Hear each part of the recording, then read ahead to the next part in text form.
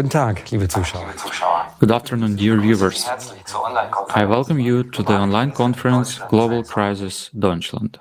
Heute eine Premiere. Zum ersten Mal veranstalten wir, die Teilnehmer des internationalen Projektes Kreative Gesellschaft, eine Konferenz It dieser is the first time that we prepare the conference as participants of the Creative Society at Germany.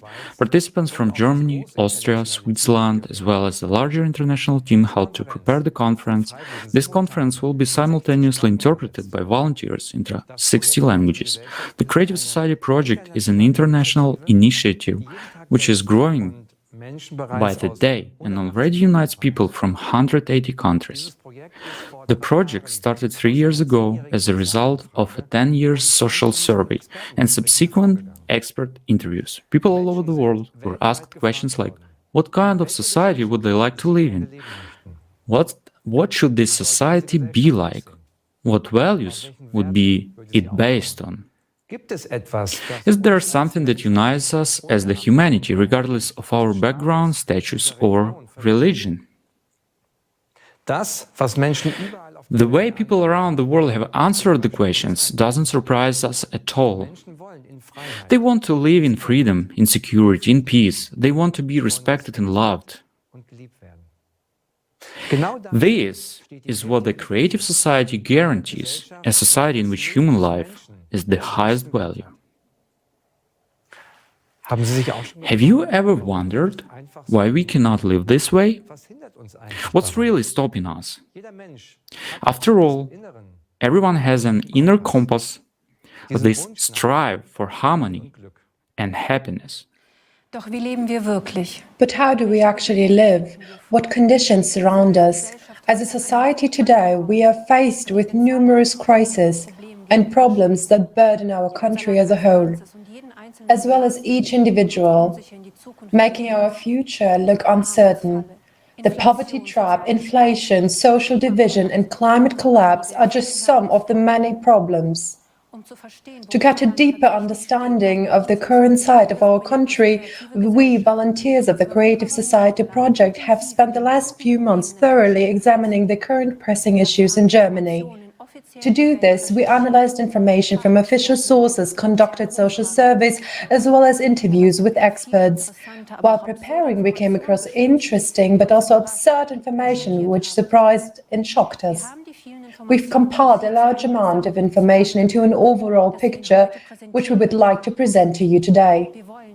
However, our goal is not simply to highlight the problems and shortcomings. Our main priority is to present you with an absolutely realistic and effective way of solving them, the way that will lead us out of crises and absurdity. This is the Creative Society. Today's conference will focus on the following topics.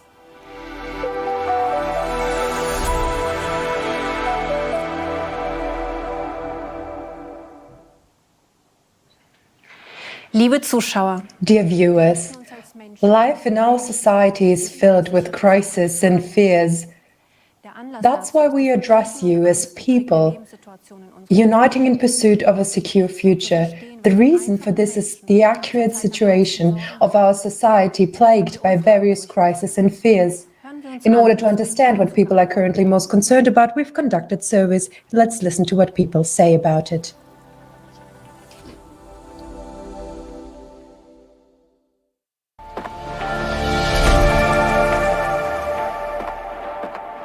I also think what's happening here in Germany at the moment is very bad, that people feel so insecure. Where is its economy heading right now? Can you still afford everything if you go to work every day? Off the top of my head, I would say what worries me is that many people are in a difficult situation and that many people are, let's say, simply anxious or afraid about the future. How can I cope with that? Can I pay my bills now that we have the energy crisis? Everything is getting more expensive. My major concern is people's health and healthcare provision in the Federal Republic of Germany.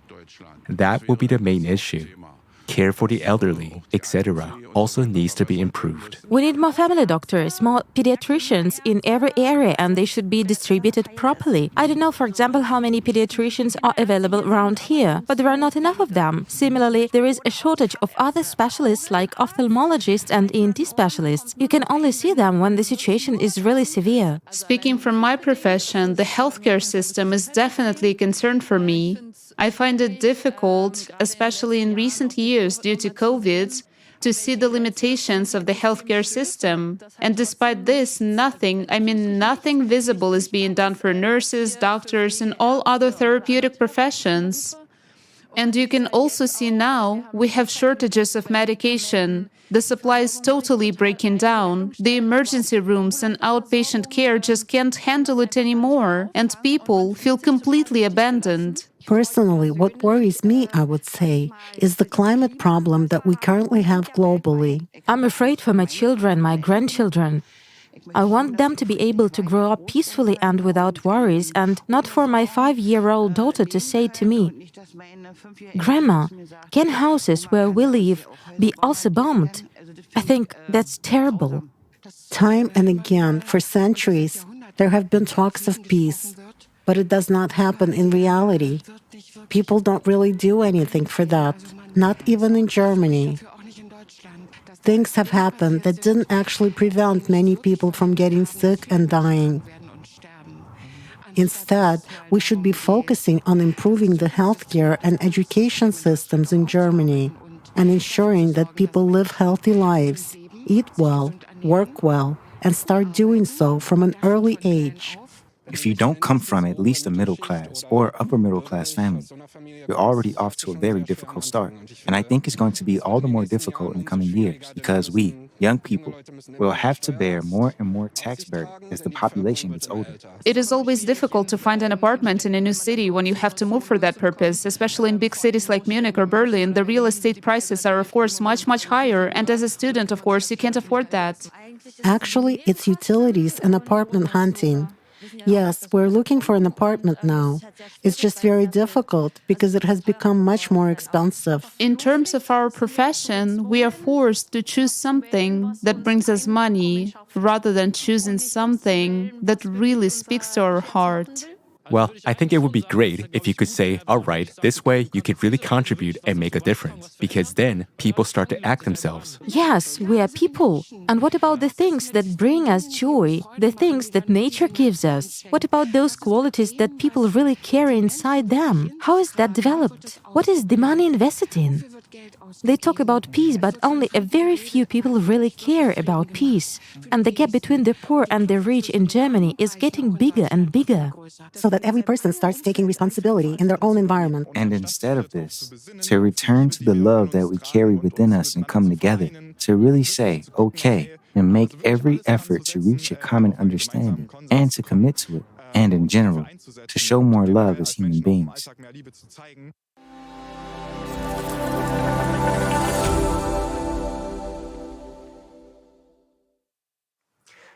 Wer hätte sich noch vor einem Jahr Who could have imagined just a year ago that in our country such basic needs as housing, heating, and food would suddenly become unaffordable for many Germans, and a significant portion of the population would face financial problems? All this is happening in a country that is considered progressive and highly developed. So let's proceed to our first block, in which we will delve deeper into the issue of energy crisis.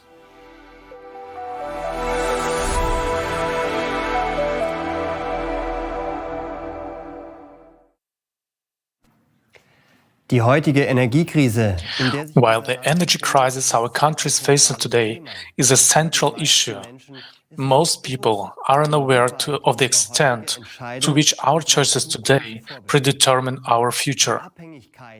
Germany's energy dependency and vulnerability has never reached such proportions.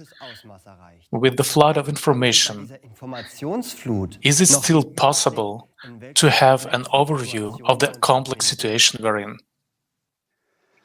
Wir sind inmitten We are in the middle of geopolitical conflicts.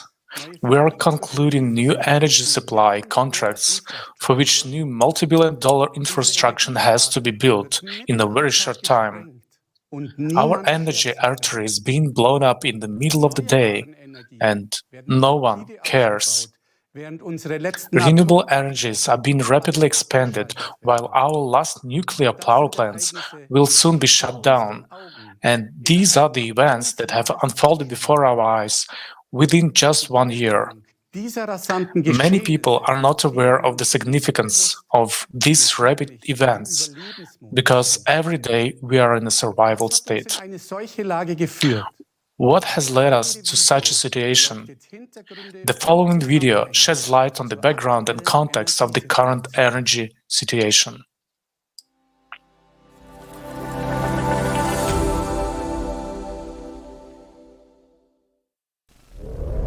We live in times of uncertainty and chaos. Energy prices are skyrocketing, significantly affecting both the people's lives and businesses. Everything we have been building for centuries is now crumbling before our eyes. Recently, we have experienced unprecedented price growth. Inflation continues to rise, and businesses go bankrupt. This unstable situation puts many people in dire financial straits, and the quality of life is rapidly declining. Many businesses are forced to close because they can no longer afford the ever-increasing costs. It was impossible to imagine that we could be threatened with a blackout, but we have been on the verge of it several times. And now, a blackout can happen at any moment. There is a real danger of overloading the power grid and disrupting the power, water, and gas supplies. In the event of a power outage, communications networks will also suffer. Telephone, mobile communications, and the internet could go completely out of order. We are just one step away from returning to the Stone Age. Because without electricity, all our technology and infrastructure will become useless, and we will no longer be able to live a normal, familiar life. What solutions are offered to us? While our taxes are used to subsidize energy companies, we have to wash less often, dress warmer, sleep in heating halls because we cannot afford heating, and because of energy savings. In our world, energy is a commodity traded on the stock exchange. The only winners of the energy crisis are the energy supply companies, which benefit from high prices. What brought us to this predicament? There is an opinion that the energy crisis was provoked by geopolitical conflicts, but the problems began with the energy transition. Back in 2000, the Renewable Energy Act was passed, becoming the basis for the energy transition. In order to reduce the consumption of fossil fuels such as natural gas, oil, coal, the focus has been placed on promoting renewable energy sources that would generate sustainable and productive electricity. Are we on the right track? Will we be able to achieve our goals? We are the country that has embarked on a radical energy transition. For decades, we had a well-functioning infrastructure that reliably provided us with energy. But we have shut down many of our nuclear power plants while importing nuclear-generated electricity from France. We are phasing out coal, but we buy electricity generated from coal in Poland. Now, we put all our eggs in one basket, the renewable energy sources. In this case, we have to be 100% confident in them, since green energy generation is weather dependent and therefore unstable. We continue to rely on coal, gas, and now also nuclear power to produce the missing electricity. There is also the problem of its storage and transportation.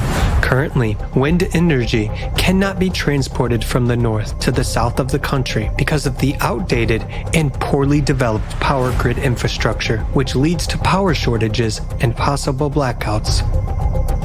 Green energy cannot be the only source of electricity in the country, but for some reason, we focus on it. This only increases Germany's already existing dependence on other countries and the vulnerability of our energy infrastructure. What kind of independence can we talk about if green energy alone cannot cover our needs, and we have to import 70% of our energy today?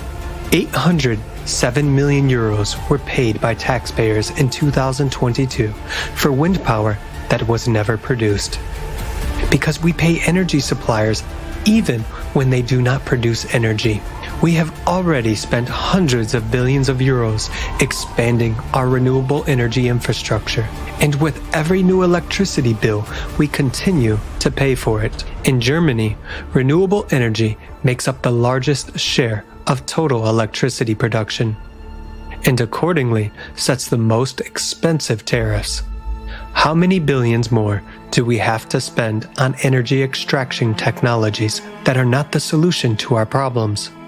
Germany has always had the highest electricity prices regardless of geopolitical events, in addition to old contracts that are currently not being serviced but are still in force. New oil and gas contracts are being added from new energy suppliers at much higher prices. Moreover, new liquefied natural gas terminals are being built, which have already cost us 6.5 billion euros in 2022, and billions more are expected to be spent. We can barely keep up with current expenditures due to inflation, and our country is getting even deeper into debt. Who is going to pay for all this? For decades, we have been investing in an inefficient and very expensive green energy infrastructure. We are in the middle of a trade war caused by the geopolitical situation, and we have to suffer from skyrocketing prices and overall uncertainty. But we, people, do not agree to that. Yet, who represents our interests? The interests of people. The current energy crisis is not a natural occurrence, but rather an artificial one. Is it really impossible for such a developed country as our Germany to find a way out of the energy crisis?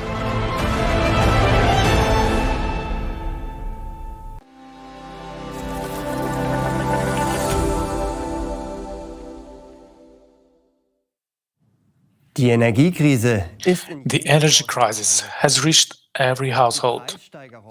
Price hikes on almost all goods and services are felt, and the extra costs can hardly be covered. Many of us have not yet recovered from the shock caused by the annual electricity bills. How some have to forego planned trips, while others have to think twice about taking long showers or using their oven. Petrol and driving have become a luxury. Many bakeries, where people used to shop every day, have closed. German businesses are also struggling to survive. Even traditional bakeries with 200-year histories that survived the two world wars and now gone forever. And that has been hard-earned for decades in disappearing before our eyes.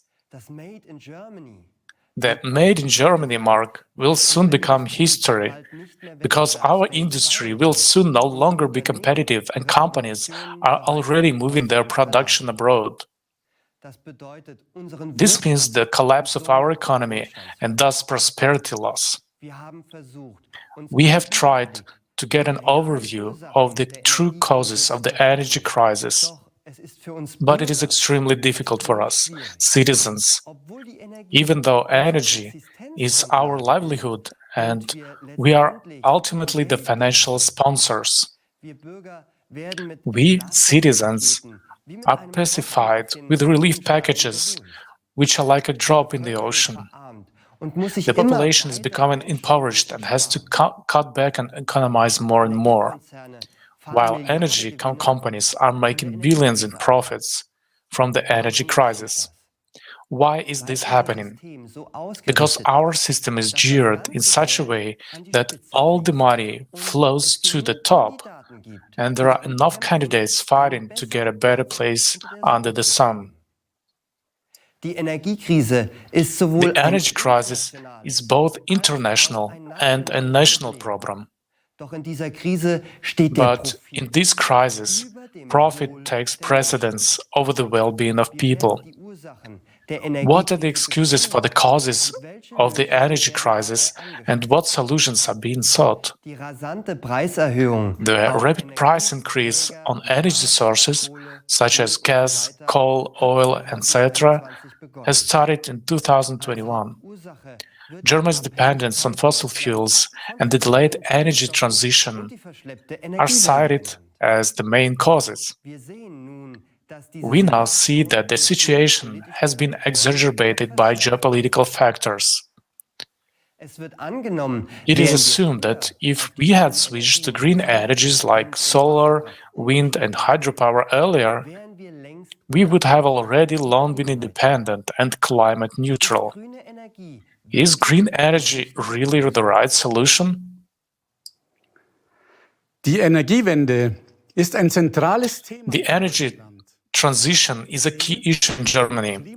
The aim is to achieve a climate-neutral energy supply by replacing fossil fuels with renewable energies.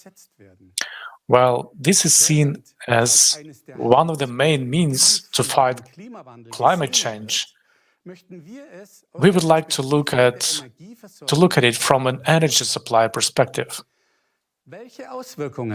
What impact does the expansion of renewable energy have on the energy imbalance? We had a stable infrastructure that worked for decades, but now new variables are coming in.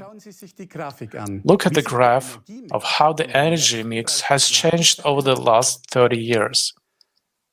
Due to the Renewable Energy Sources Act, adopted in 2000, the share of green energy in Germany's energy mix is growing. The green part of the diagram on the left shows the share of renewable energies, which was 1.3% in 1990. Within the last 30 years, this share has risen to 16%.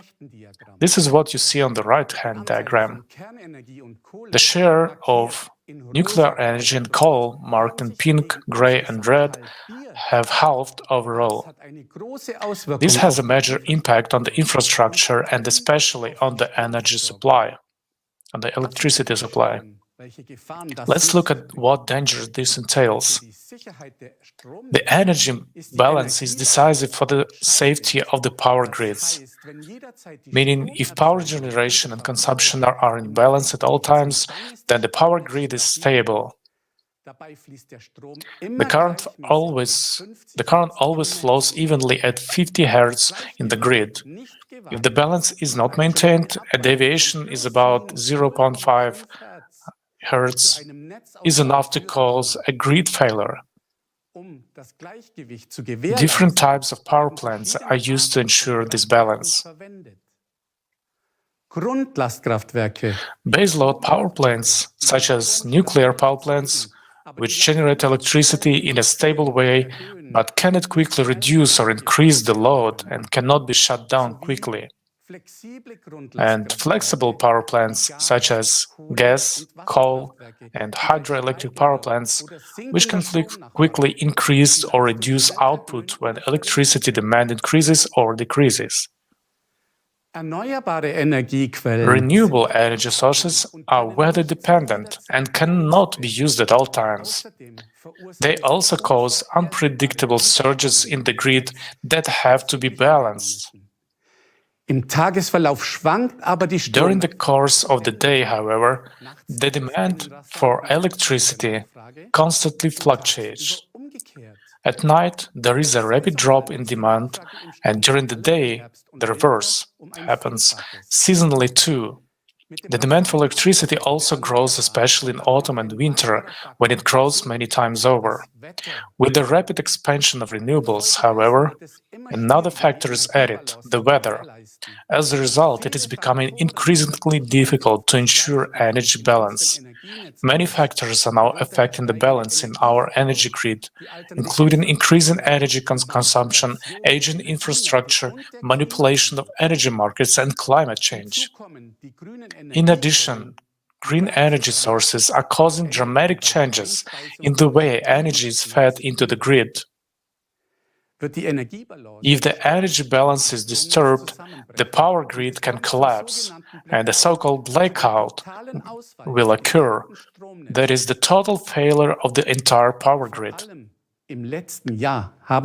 Especially in the last year, the search queries as well as the presence of this topic in the media have increased very much. But people do not know that we have already been on the brink of blackout several times. The fact that we have safely survived this winter is weather-related luck. Let's hear what Mr. Herbert Saurup, president of the Austrian Society for Crisis Preparedness, has to say about the blackout danger. Yes, I'm observing the unfolding events with great concern, because 10 years ago, this was just a theory. From the systemic point of view, unfortunately, a lot of aspects that I discovered at that time have come true. Last summer, I wrote a comprehensive analysis with concern for the coming winter, the development of a catastrophic winter.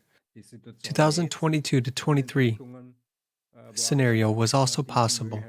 Fortunately, this didn't happen, also because we were lucky that the weather conditions are still mild compared to the previous winters. If the winter was harsh, with lower temperatures, we would have been in big trouble. And a blackout is just a trending word.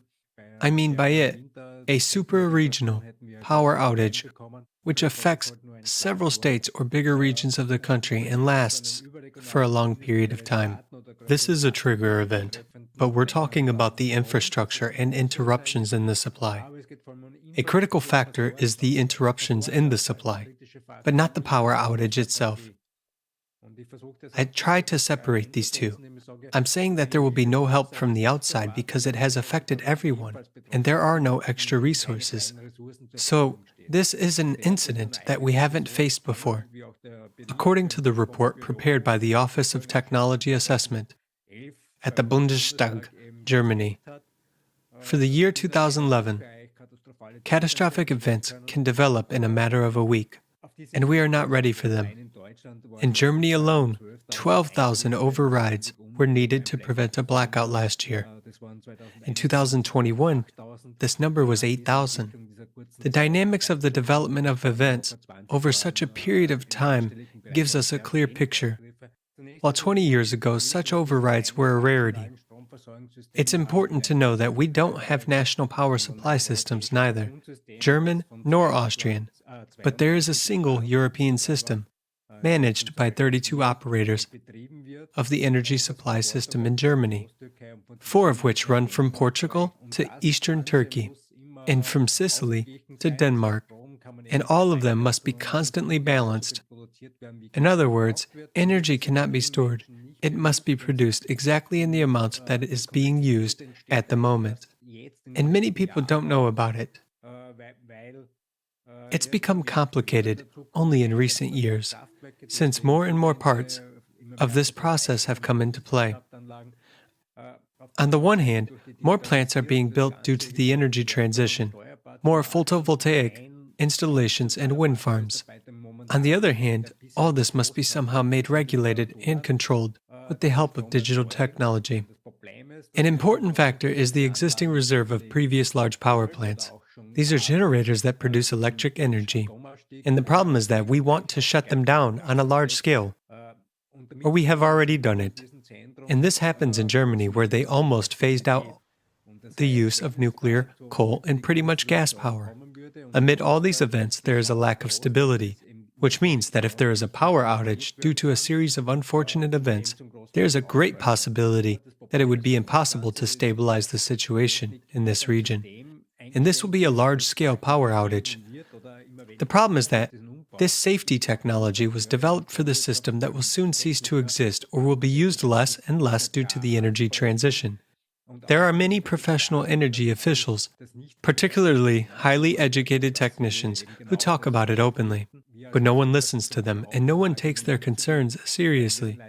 We as a society also must be prepared for such events because, unfortunately, we cannot trust the people that make decisions, but do not possess this foresight at the political level, as many things are pretty much driven by ideology, and with little understanding of technical issues, because infrastructure is a project that lasts for decades, and it is not possible to change plans within a few months. And we saw that last year. On the one hand, nuclear power phase-out was delayed again, and on the other hand, coal-fired power plants that should have been dismantled were brought back. Meanwhile, there are more and more officials who are doing nothing and saying, "We'll wait and see what's going to happen," which can be dangerous. My main critical concerns regard the fact which I failed to understand over the past 10 years: who coordinates everything in Europe?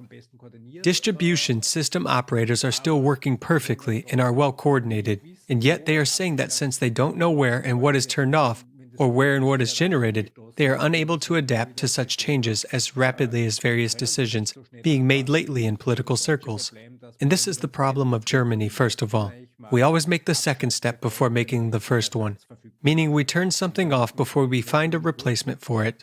And later, some averaged indicators in research supposedly prove that it works. Yes, everything works on paper, especially with averaged indicators.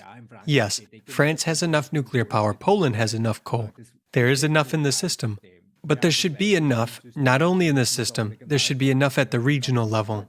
Because if there is no current reserve in the northern part of Germany, or in the European region of Denmark, there would be instability, which could lead to big catastrophes. As we can see, Germany's power supply is tied to the synchronous continental European power grid, meaning that any instability or a blackout in Germany can trigger a chain reaction throughout the European Union. While we are talking about sustainability and independence, there is an increasing risk that our security will be challenged. Can you imagine these implications? Nothing gonna work anymore. Absolutely nothing. It's not about household electricity only. Safe water and food supplies, public transport, mobile networks, sewage systems, and so on, all will come to a standstill since they all need electricity. The world is just looking at Germany in disbelief. The world's stupidest energy policy. These are the headlines of the international newspapers.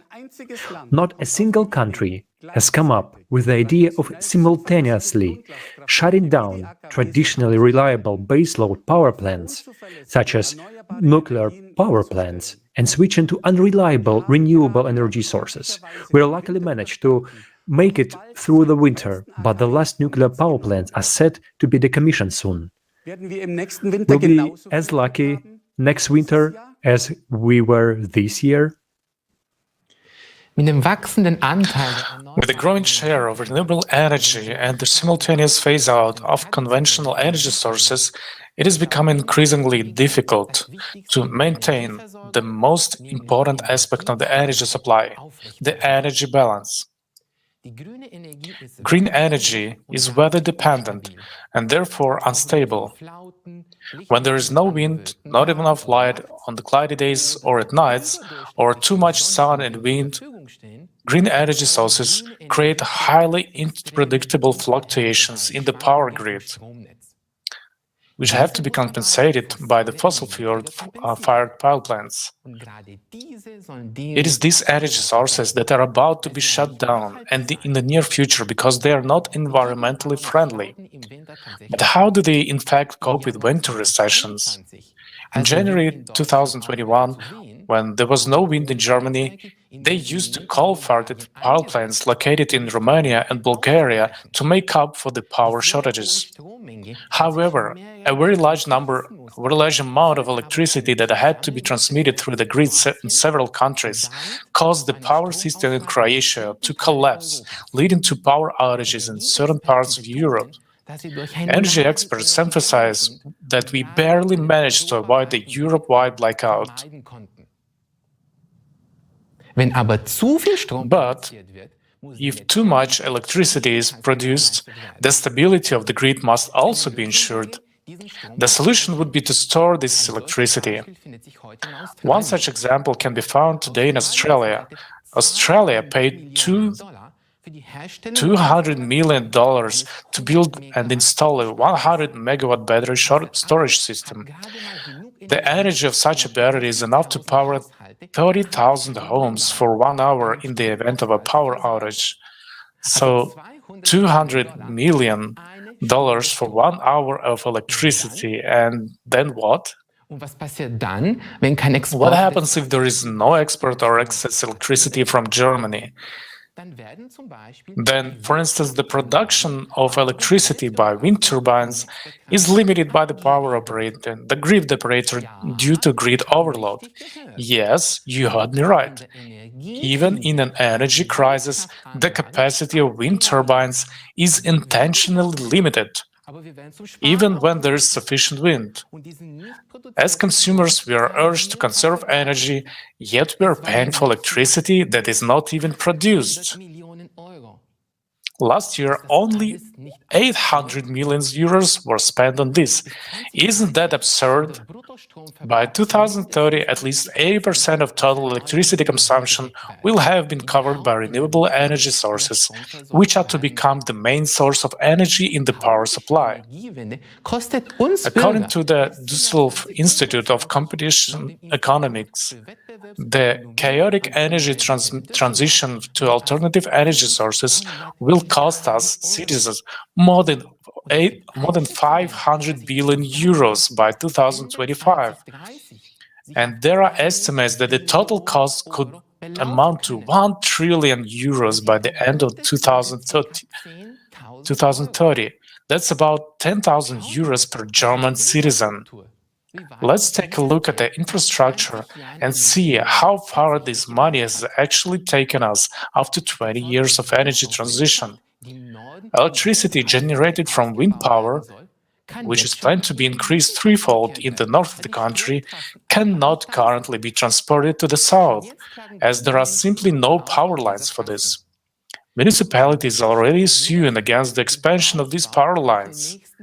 Even with optimistic projections, the expansion will not be achievable in the next 7 years.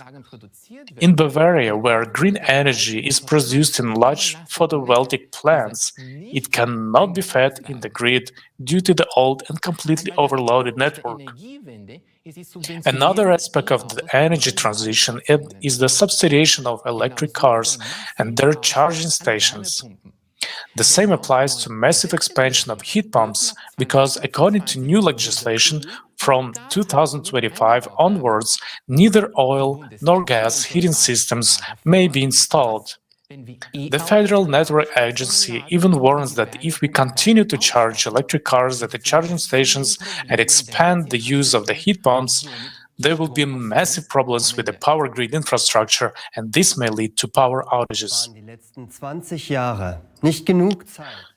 Wasn't the last 20 years enough time to understand that green energy is not our path to independence? The extreme energy insecurity and increased risk of blackouts due to the expansion of renewables is far from the whole story. Renewables are driving us into economic ruin for a promise that is not being fulfilled. Germany pays the second largest electricity prices in the world, while even our neighbors pay less than half of what we do. Prices are driven up artificially by trade wars, which lead to a scarcity of energy sources and speculation in the electricity market, where one can buy cheaply and sell at higher prices at the right moment. Another price driver is the so-called merit order principle. This states that every day, regardless of the energy source, the producing power plants are ranked in order from the cheapest to the most expensive. The last power plant in this sequence, that is the most expensive one in electricity production, which is connected to cover the electricity demand at the moment, determines the selling price for all other producing power plants according to this principle, even if they actually produce significantly cheaper electricity. An example from 2022. If only one very expensive gas-fired power plant is needed, then all other nuclear, coal, solar, and wind power plants will receive the highest price corresponding to the gas-fired power plant. If the power plants that produce cheap electricity could pass on the price, our electricity prices in the current situation will be much cheaper.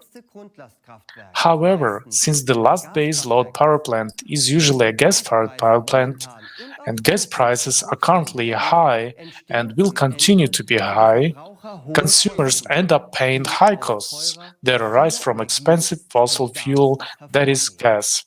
The winners in this case are exactly the green electricity producers who produce electricity much cheaper.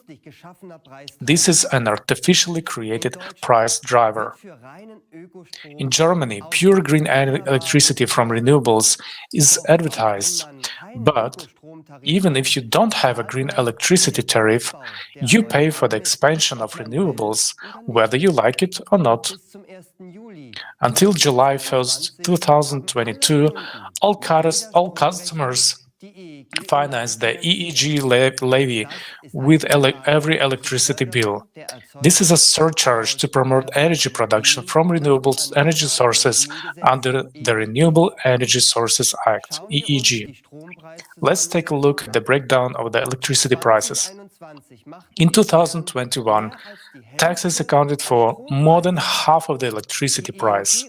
The EEG levy, at 6.5 cents per kilowatt-hour, accounted for more than 1/5 of the total electricity price.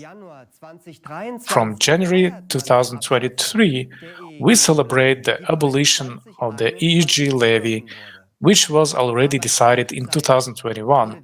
But at the same time, the National Emissions Trading Scheme, the so-called CO2 tax, was introduced. This will be raised every year. This means that we are not only burdened by our electricity bills, but also pay the so-called CO2 tax for every product, every service, and every commodity that is produced, delivered, heated, or cooled with or through fossil fuels. The only thing that has really changed for us is that the price is no longer shown in the electricity bill. Green electricity, as it is called, should benefit the environment, and all efforts and extreme costs are aimed at this. But how green is green energy really? Let's watch a video on this topic.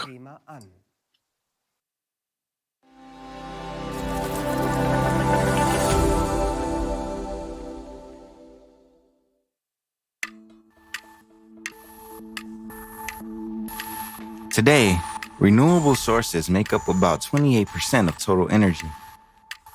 But in order to produce them, we still use non-renewable natural resources.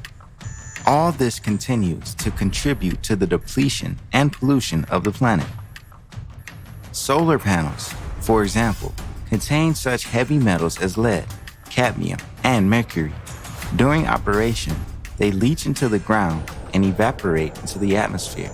Waste from solar panels is 300 times more toxic than nuclear waste and requires special disposal. But since it costs more than production, they decided not to bother with it and send the used panels to landfills in poor countries. So far, not a single country in the world has regulations for their disposal. According to scientific studies, by 2030, there will be up to 8 million tons of green waste in the world. And by 2050, this volume will increase to 78 million tons. Let's imagine how these numbers would increase if we completely switch to these sources. Is this calculated in the reports? And is this topic explored that deeply at the conferences? As you can see, this only makes the environmental situation worse. And this is just the tip of an iceberg that we have to look into deeper. So, what's wrong with wind farms? Let's start with our wallets, out of which you and I will have to pay for these ambitious solutions. Building a wind farm requires an enormous investment of money and resources.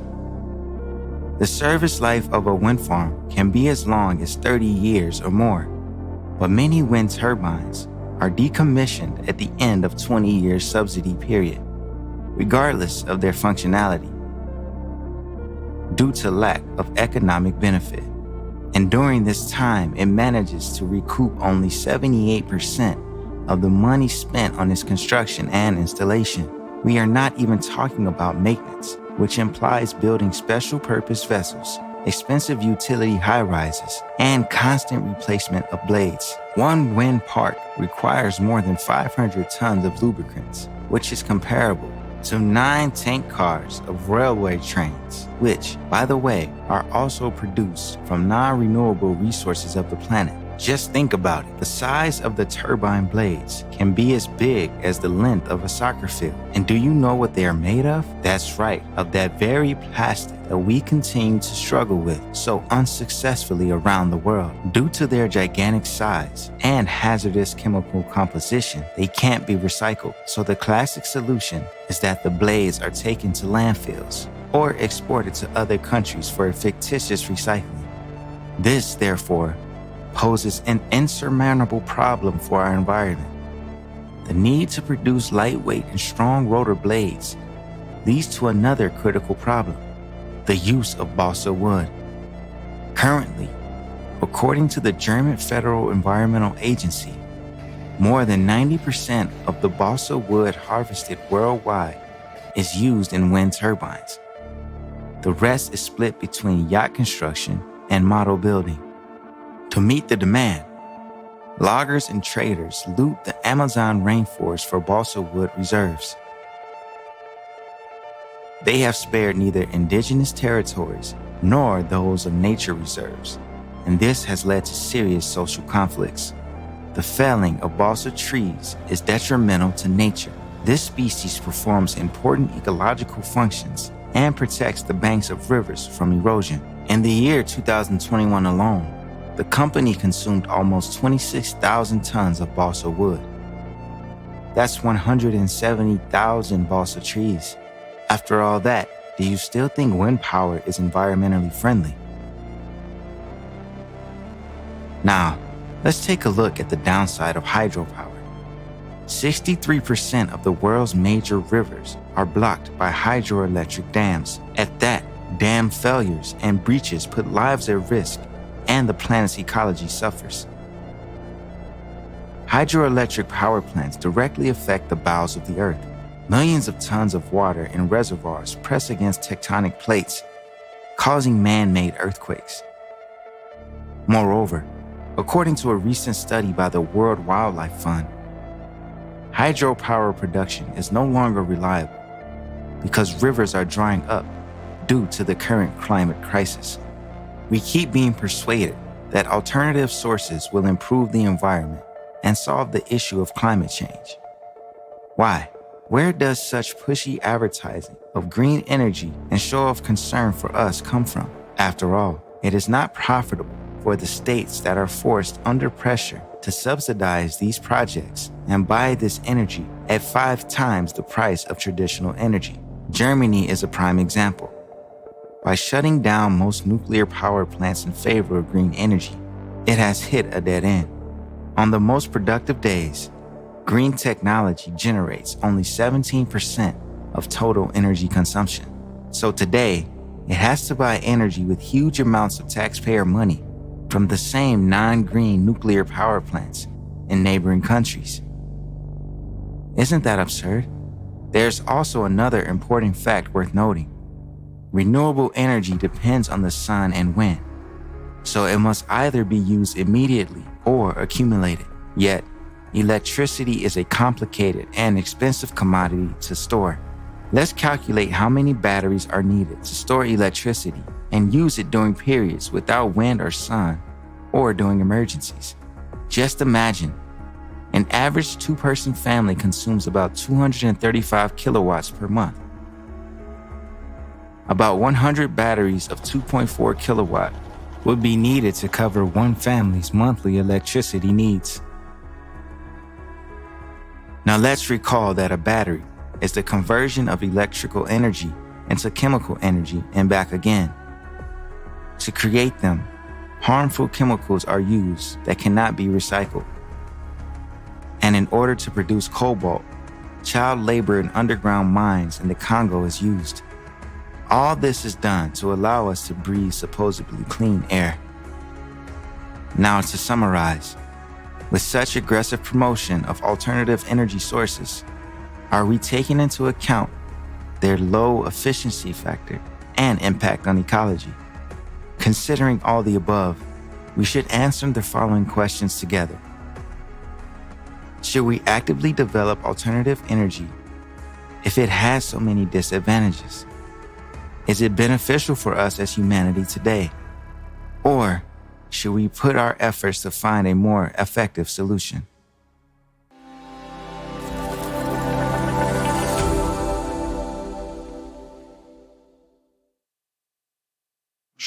Instead of finding effective solutions, we have been financing the energy transition for 20 years to reduce CO2 emissions and make ourselves more independent. But reality tells a different story. Germany's dependence on both other countries and fossil fuels is growing. Let's take a look at how absurd and precarious the current situation is.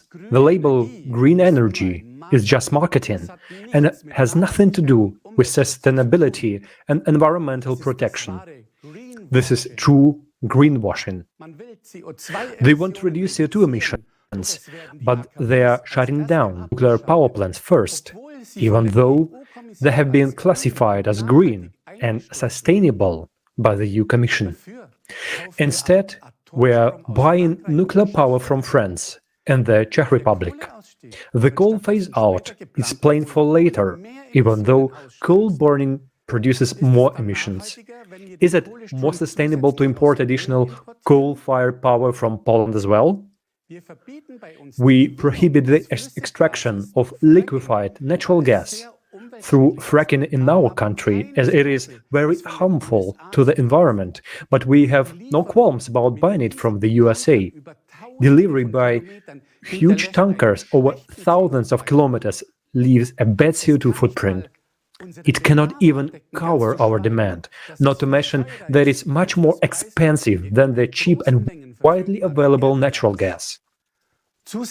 In addition, we bear the cost for the new infrastructure, namely the LNG terminals and pipeline construction, estimated at 10 billion euros by 2038. The cost of the energy transition will amount to 500 billion euros by 2025. And what result do we have to show for it? The level of CO2 continues to rise, regardless of how many billions we continue to toss to the wind.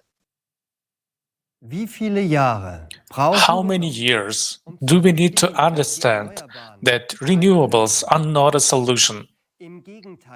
On the contrary, we are taking the risk of widespread blackout because our energy system is becoming increasingly fragile due to the unstable renewable energy sources. The promise of Germany's independence is a utopia. Germany is resource-poor and depends on imports. Green energy makes this dependence even greater because its fluctuations must be offset by fossil fuels. In addition, it burdens us with enormous costs that are not amortized in any way. The energy transition is leading to a loss of prosperity for us. More and more restrictions and costs are being introduced for industry under the guise of environmental protection. There is talk of a new wave of deindustrialization in our country, as many companies are moving abroad. They simply cannot afford the expensive electricity and energy prices. The companies are therefore forced to invest into environmentally friendly technologies and purchase emissions allowances to reduce CO2 emissions. Furthermore, laws are being passed that prohibit certain productions, such as normal gas and oil heaters, may be put into operation starting from 2025, and only climate-neutral vehicles will be allowed from 2035. This has fatal consequences for our economy. The energy crisis is artificial and man-made. Trade wars, speculation, and the ideological view of energy supply serve one single purpose: profit. Why is green energy specifically promoted when it is so problematic for a stable energy supply, and instead of relieving the burden on the consumer and also on our environment, it is becoming more and more a burden? More efficient technologies, which have an efficiency far above one and would make us truly independent of fossil fuels, are not being discussed in the wider public. Are there really no other efficient and sustainable technologies? Let's watch the following video clip.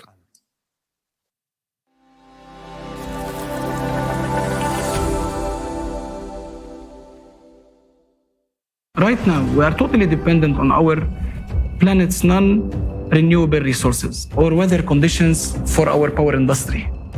In the pursuit of producing more power, we are destroying nature. Also, we are jeopardizing our own lives. If this is the limit of our dreams and technological capabilities, we need a new technological leap, and we are able to do it now, but only on one condition. First, let's understand how realistic such a leap is and what benefits each person would gain from it. Fuel-free generators, what are they? Let's start by comparing them with traditional generators. The efficiency of traditional energy sources is extremely low. Efficiency of thermal power plants, up to 43%. Efficiency of internal combustion engines, up to 40%. Efficiency of nuclear power, up to 35%. Efficiency of solar panels, up to 22%. Even if we go to the most efficient hydroelectric power plant, we can see that its efficiency is no more than 85%. And at the same time, we lose most of this energy while we are transporting it to the end consumer. Because it's impossible for us to implement and put hydroelectric power plant in every home. But it's very possible for us to equip every home with an FFG. The fuel-free generators requires energy only for its startup, and then it operates autonomously, which means the efficiency of fuel-free energy is greater than 100%. Thus, FFG is not a perpetual motion machine, since it requires an input of energy, but a smaller amount than what energy it can produce. An obvious question arises: how energy then would be generated if no fuel required for that? We know from the school physics class that according to the law of energy conservation, we can't get more network output than we had spent on it. But this law only works in a closed systems, whereas FFG is an open system and it receives energy from the surrounding space. Scientists of the Russian Academy of Sciences experimentally confirmed that, for example, during the operation of magnetic FFGs, the space around the generator does not heat up but cools down. Instead, there are many myths and fakes around this technology that discredit the very existence of FFGs. Someone tries to make money from selling fake devices. Real inventors are being intimidated and even physically eliminated. Many developments were stolen or destroyed. Why is this happening? Energy is not only a tool of manipulation, but also a tool of political influence. It brings billions of dollars in profits for energy corporations, which will be gone instantly with the implementation of FFGs. Consequently, their power over us, those who buy energy and depend on this resource, will disappear too. However, despite all the obstacles, we have working devices from officially recognized inventors. Let's take a look at some of these developments. Magnetic generator. Its original inventor is considered to be John Searle, who used custom-made magnets in his machines. Since 2019, based on a similar technology by the inventor, Dennis Danzig, a US company has been supplying power to its customers using plants with a capacity of up to 25 kilowatts. Since 2019, it's no longer science fiction. Only those who are far from science and do not monitor new technologies laugh on FFGs as a fiction. Therefore, those who make fun at FFGs themselves gave a fun on others. Let's continue. A whole range of fuel-free generators was developed in Ukraine. The principle of operations of these generators was based on a looped electromagnetic gun, a pulse power system. For example, one of the systems produced 25 kilowatt of free energy on a conventional generator with an input of 3 kilowatt. The efficiency is 833%. Gravity generators. In one type of such machines, the pneumohydraulic principle is used. The generator runs on the buoyant force of water according to Archimedes' law. The output of such units depend on their size. The most famous generator of this type is called kinetic power plant. It is also known as Roche generator. Such generators are produced by a German company which has branches in Mexico, Serbia, Switzerland, and Colombia. According to official expertise, the compressor of the generator of one of its units consumes 4.5 kilowatt, while a generator itself produces 11 kilowatt of electricity. That is, the efficiency is more than 200%. How much is that? Is a typical country home power consumption. 6 kilowatts per hour. Radio wave generators. Their inventor is Maxwell Chikumbutso from Zimbabwe. He is called the African Tesla. A very compact African technology made it possible not only to create a free energy generator, but also to upgrade a car so that it could move without fuel or recharging. As a result, even a helicopter was upgraded. Recently, the inventor presented a very small 500-watt power generator. Its output allows you to power a widescreen TV from free energy. And there are dozens of less-known inventions in different countries. In the USA, Malaysia, Georgia, India, Turkey, Japan, Uzbekistan, Mexico, New Zealand, and many other countries, there are research teams developing fuel-free generators. How is that, you may ask, and how it's possible to launch these technologies? How inventors are still alive and their generators are not yet been destroyed? That's because they get energy for free and sell it to consumers for money, while the generators themselves cost crazy money. The percentage of people currently receiving energy from these systems is negligible compared to all of humanity. Therefore, FFGs that are actually working now are in no way helping all people to become energy independent. So why isn't this amazing technology available for everyone in the world? Because we are living in a consumerist format of society.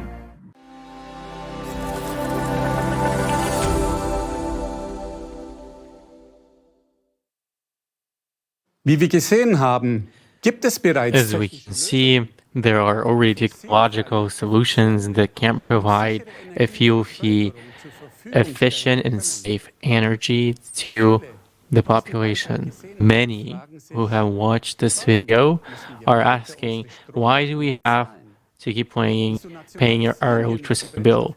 Why don't we nationalize fuel-free generators and provide everyone with free energy surely would be a logical solution for the energy crisis. Imagine if every household had such a device at their disposal and there was no such thing as utility bills anymore. This would not only be real energy transition, this would be a totally new stage of social development in the area such as manufacturing, transportation, and communication. No harmful waste, no environmental disasters, no energy shortage. Yes, in a creative society where all resources and scientific knowledge belongs to human society, such would be our everyday life and daily life. But our reality is different. In the profit-oriented society, all conditions are created to turn essential resources into a business. There are wars for new markets, speculations and open terrorist attacks on civilian energy infrastructure. Even the air is taxed. Thus, over the FFGs are being turned into an expensive commodity, even if their production cost is negligible compared to their output. What would happen if tomorrow we introduce such technologies as FFGs worldwide without changing the format of society? Many millions of people employed in the energy sector would become unemployed overnight. Their families will lose their livelihoods. The ensuing economic collapse this makes, as well as mass social unrest, would plunge the world into chaos in addition to already existing crises. Because in today's society, people are not protected. The energy, just like the human life, is just a commodity. What would be the best thing for all of us? Energy supply, just like water, is a human right and not a nice-to-have product, but a vital foundation of life. The introduction of FFGs requires social security for every individual and a new needs-based economic system, transparency and direct citizen participation in social decisions. This is enshrined in the 8 pillars of the creative society, and the introduction of these pillars at the legal level will actually guarantee the human rights to which we are entitled, such as freedom, security, and the dignity of life, or a dignified life. Thank you very much, Gunther. Later on, we'll tell our viewers in detail about the creative society format, and we'll also touch upon the topic of energy supply as well. So be sure to stay tuned. We would like to remind you that this conference is being simultaneously interpreted into 60 languages. The topics we address today are extremely important but also sensitive. Therefore, there is a possibility that our live broadcast may be blocked. So please continue to share this conference and stay tuned on other platforms. The links to our live broadcast can be found in the description below. In our next block, we're going to look at the social sector of our society and how it relates to the economic system. The social crisis is affecting more and more people in our country.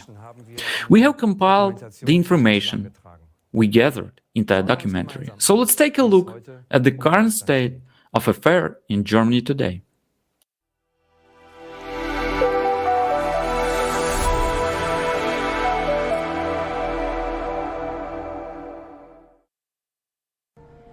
How is a country's wealth measured?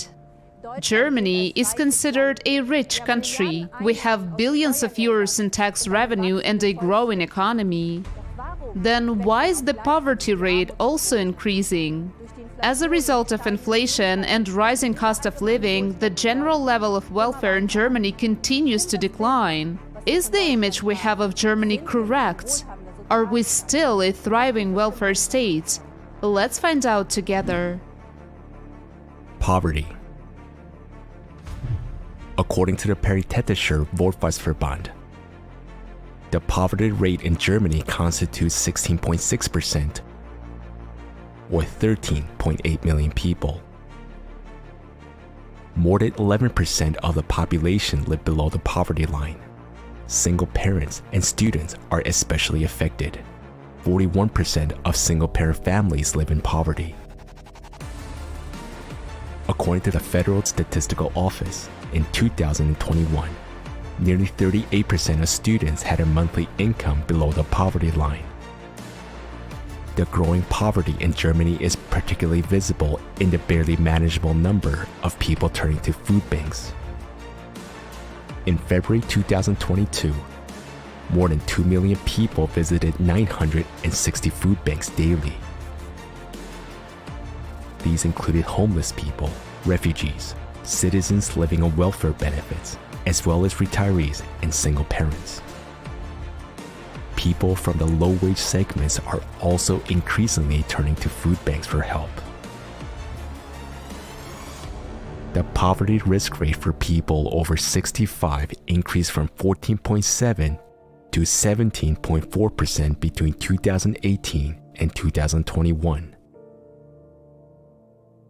According to a press release from the Federal Department of Housing, Urban Development and Construction, in January 2022, a total of 263,000 people in Germany had no permanent residence. Poverty has an impact on early mortality as well. In Germany, the difference in mean life expectancy between the lowest and highest income group is 11 years for men and 8 years for women. Poverty among children. Today, nearly 1 in every 5 children in Germany lives in poverty. Often, people who grew up in difficult and disadvantaged conditions remain trapped in a cycle of social insecurity throughout their lives. About 40,000 youth and young adults are at risk of becoming homeless.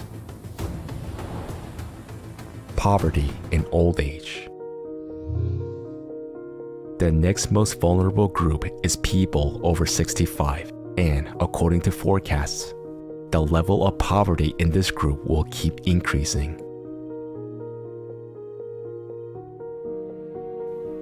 A study showed that more than half of the current working 55 to 64-year-olds will have 700 euros less per month when they retire if they make contributions only to the government pension fund or employer's pension insurance. This means that more than 2/3, 69% of people who are about to retire will fall below the poverty line. More than half of the workers who have contributed to the pension fund during their long working lives may find themselves in poverty instead of a secure and comfortable retirement.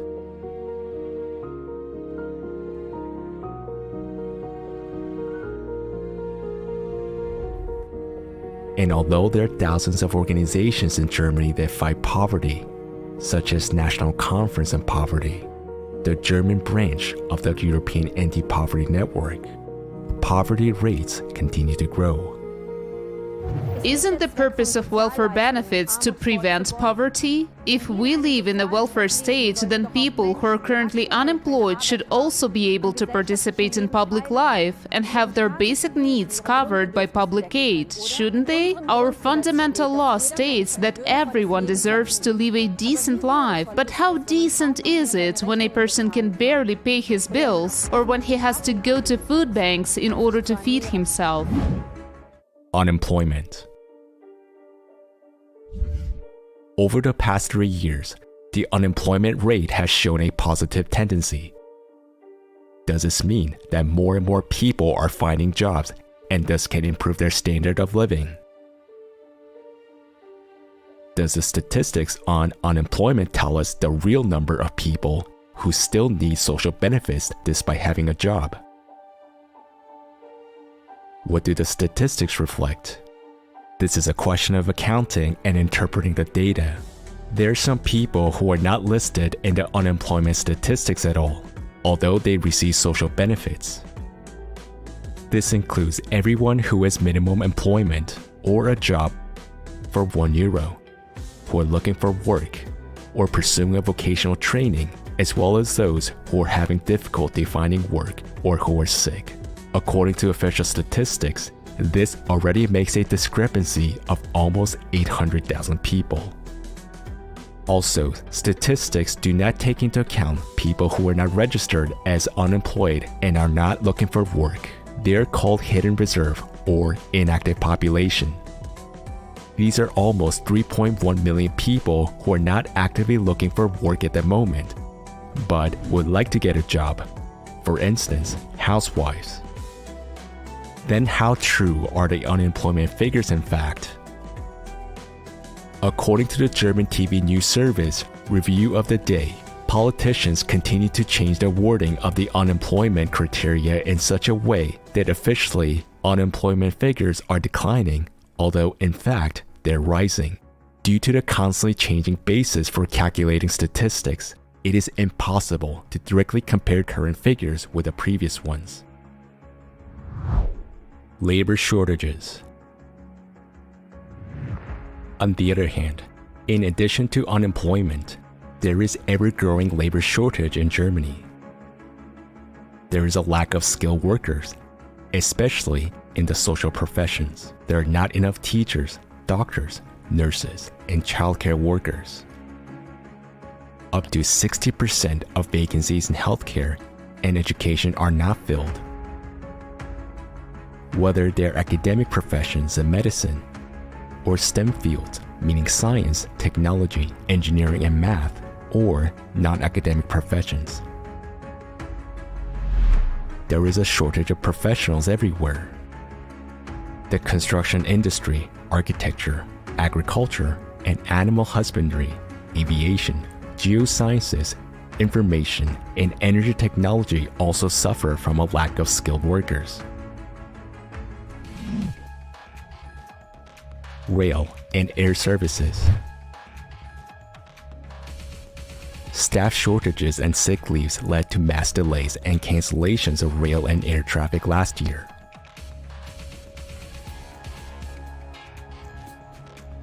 Because railroads lack switchmen, between January and October 2022 alone, there were delays amounting to 375,000 minutes.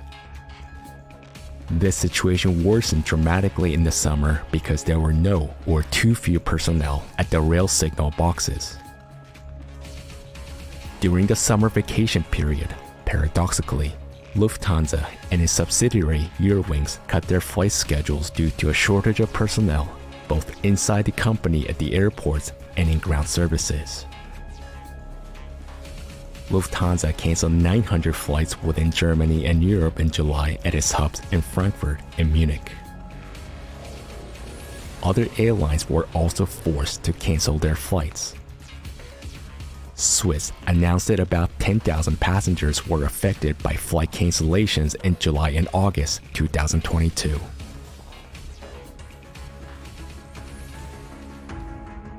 In December 2022, the number of vacant jobs for skilled professionals reached 1.2 million.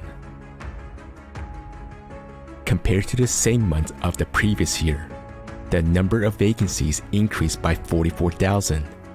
That is a 2.9% increase. The number for the year 2022 were the highest in 10 years. In addition, there are a large number of job positions available for unskilled workers. In 2019, the German Economic Institute (IFE) published a study indicating that more than half of the 753 professionals examined experienced labor shortages. According to studies, the skilled worker shortage is now jeopardizing companies' success even greater than rising prices for energy and natural resources. Nearly half of all companies in Germany are forced to cut their operations due to staff shortages. The labor shortage is currently costing Germany almost 100 billion euros. It's weird. On the one hand, we have a large number of people looking for work, but on the other hand, there is a huge shortage of skilled professionals in many industries. So what's the missing link between the people who are looking for work and the companies that are struggling to fill their vacancies? It seems absurd. Housing market. The general crisis has also reached the housing market. Housing is in short supply. The German market is in absolute state of emergency. Already in 2020, 8.5 million people in Germany were living in overcrowded apartments. The problem continues to grow. Experts at Deutsche Bank are already sounding the alarm. They expect an unprecedented housing shortage and a deep construction recession in Germany in 2023. Rent control measures don't help much either. When housing is in short supply, people are forced to pay inflated prices per square meter because competition among tenants for every available apartment is so fierce that people have to take what they can get. The shortage of housing can be regulated by the government through allocating more social housing, but instead, the number of public housing units continues to be reduced. Between 2006 and 2019, the number of social housing units decreased from 2.1 to 1.1 million. About half of state-owned social housing became private property. In addition, fewer and fewer new buildings are being built. Supply shortages during the pandemic led to higher prices for building materials, ranging from wood to steel. And then came the shortage of construction workers, and finally, the cost of heating skyrocketed. Because of rising interest rates, fewer and fewer people could afford to buy a home.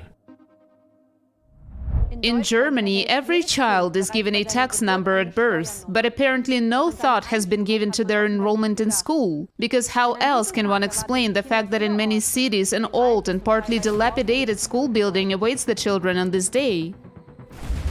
Mold on the walls, restrooms in need of renovation, and broken heating systems. Many school buildings in Germany have not been renovated for decades.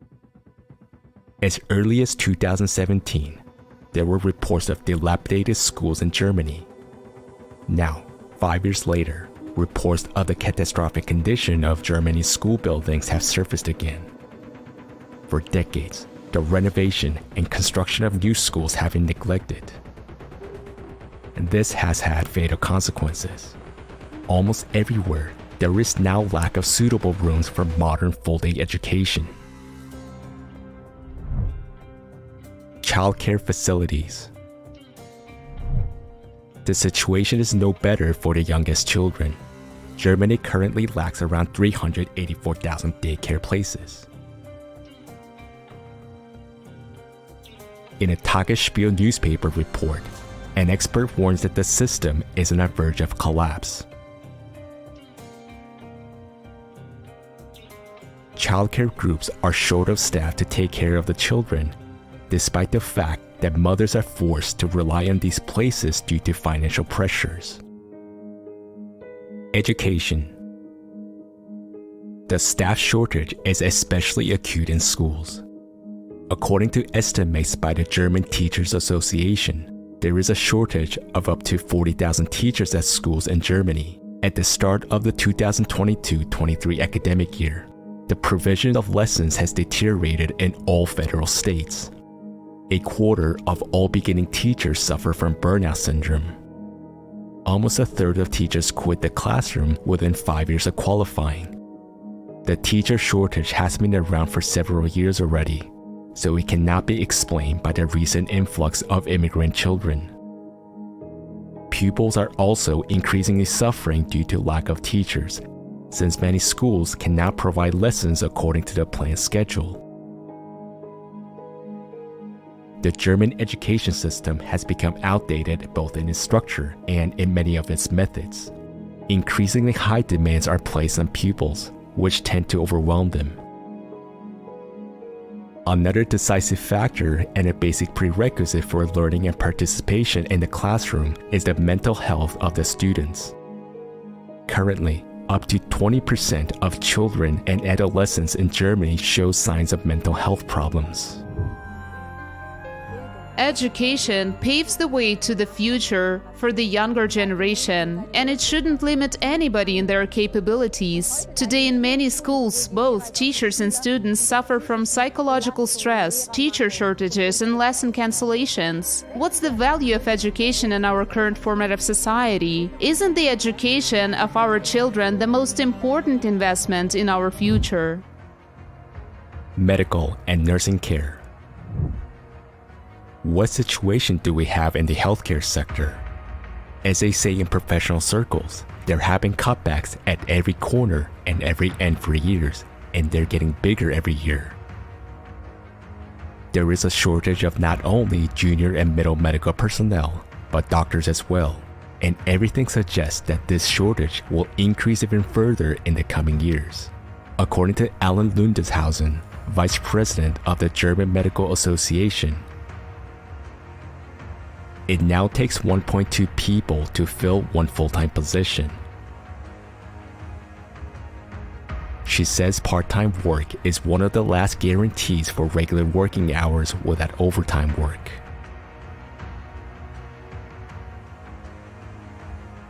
Doctors can hardly manage ever-increasing bureaucracy, which leaves less and less time for contact with patients. Running a private practice is hardly profitable anymore due to strict regulations imposed by the health insurance companies. And there is a lack of medical practices, especially in rural areas. According to Statista, the number of general practitioners in Germany is declining.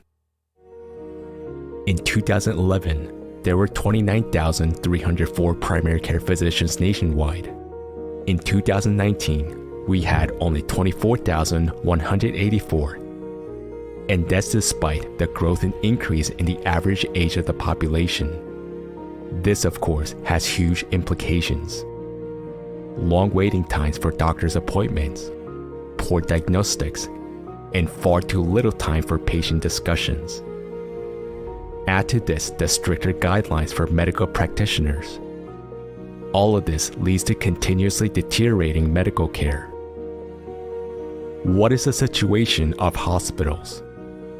Despite the increased need during the pandemic in 2020, 25 hospitals were closed in Germany for financial reasons. On December 27, 2022, Erste Blatt magazine reported that Germany's hospitals will be hit by an unprecedented wave of bankruptcies in 2023, according to the Germany Hospital Association, DKG.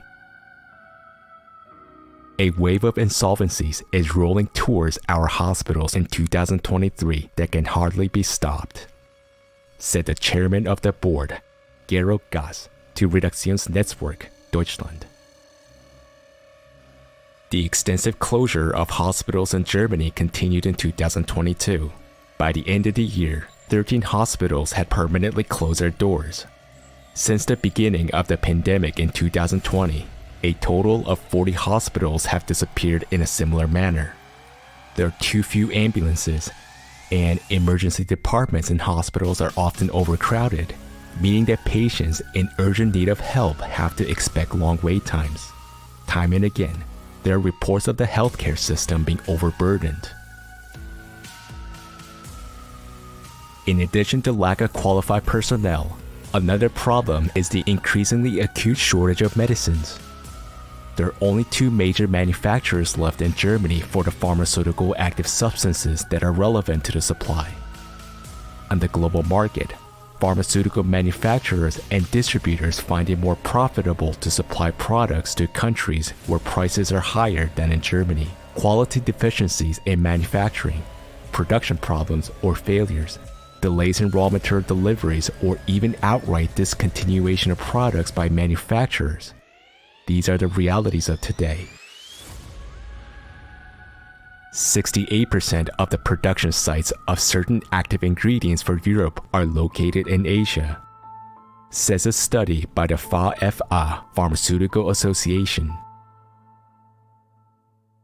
Europe's high dependence on Asian active ingredient manufacturers is therefore problematic.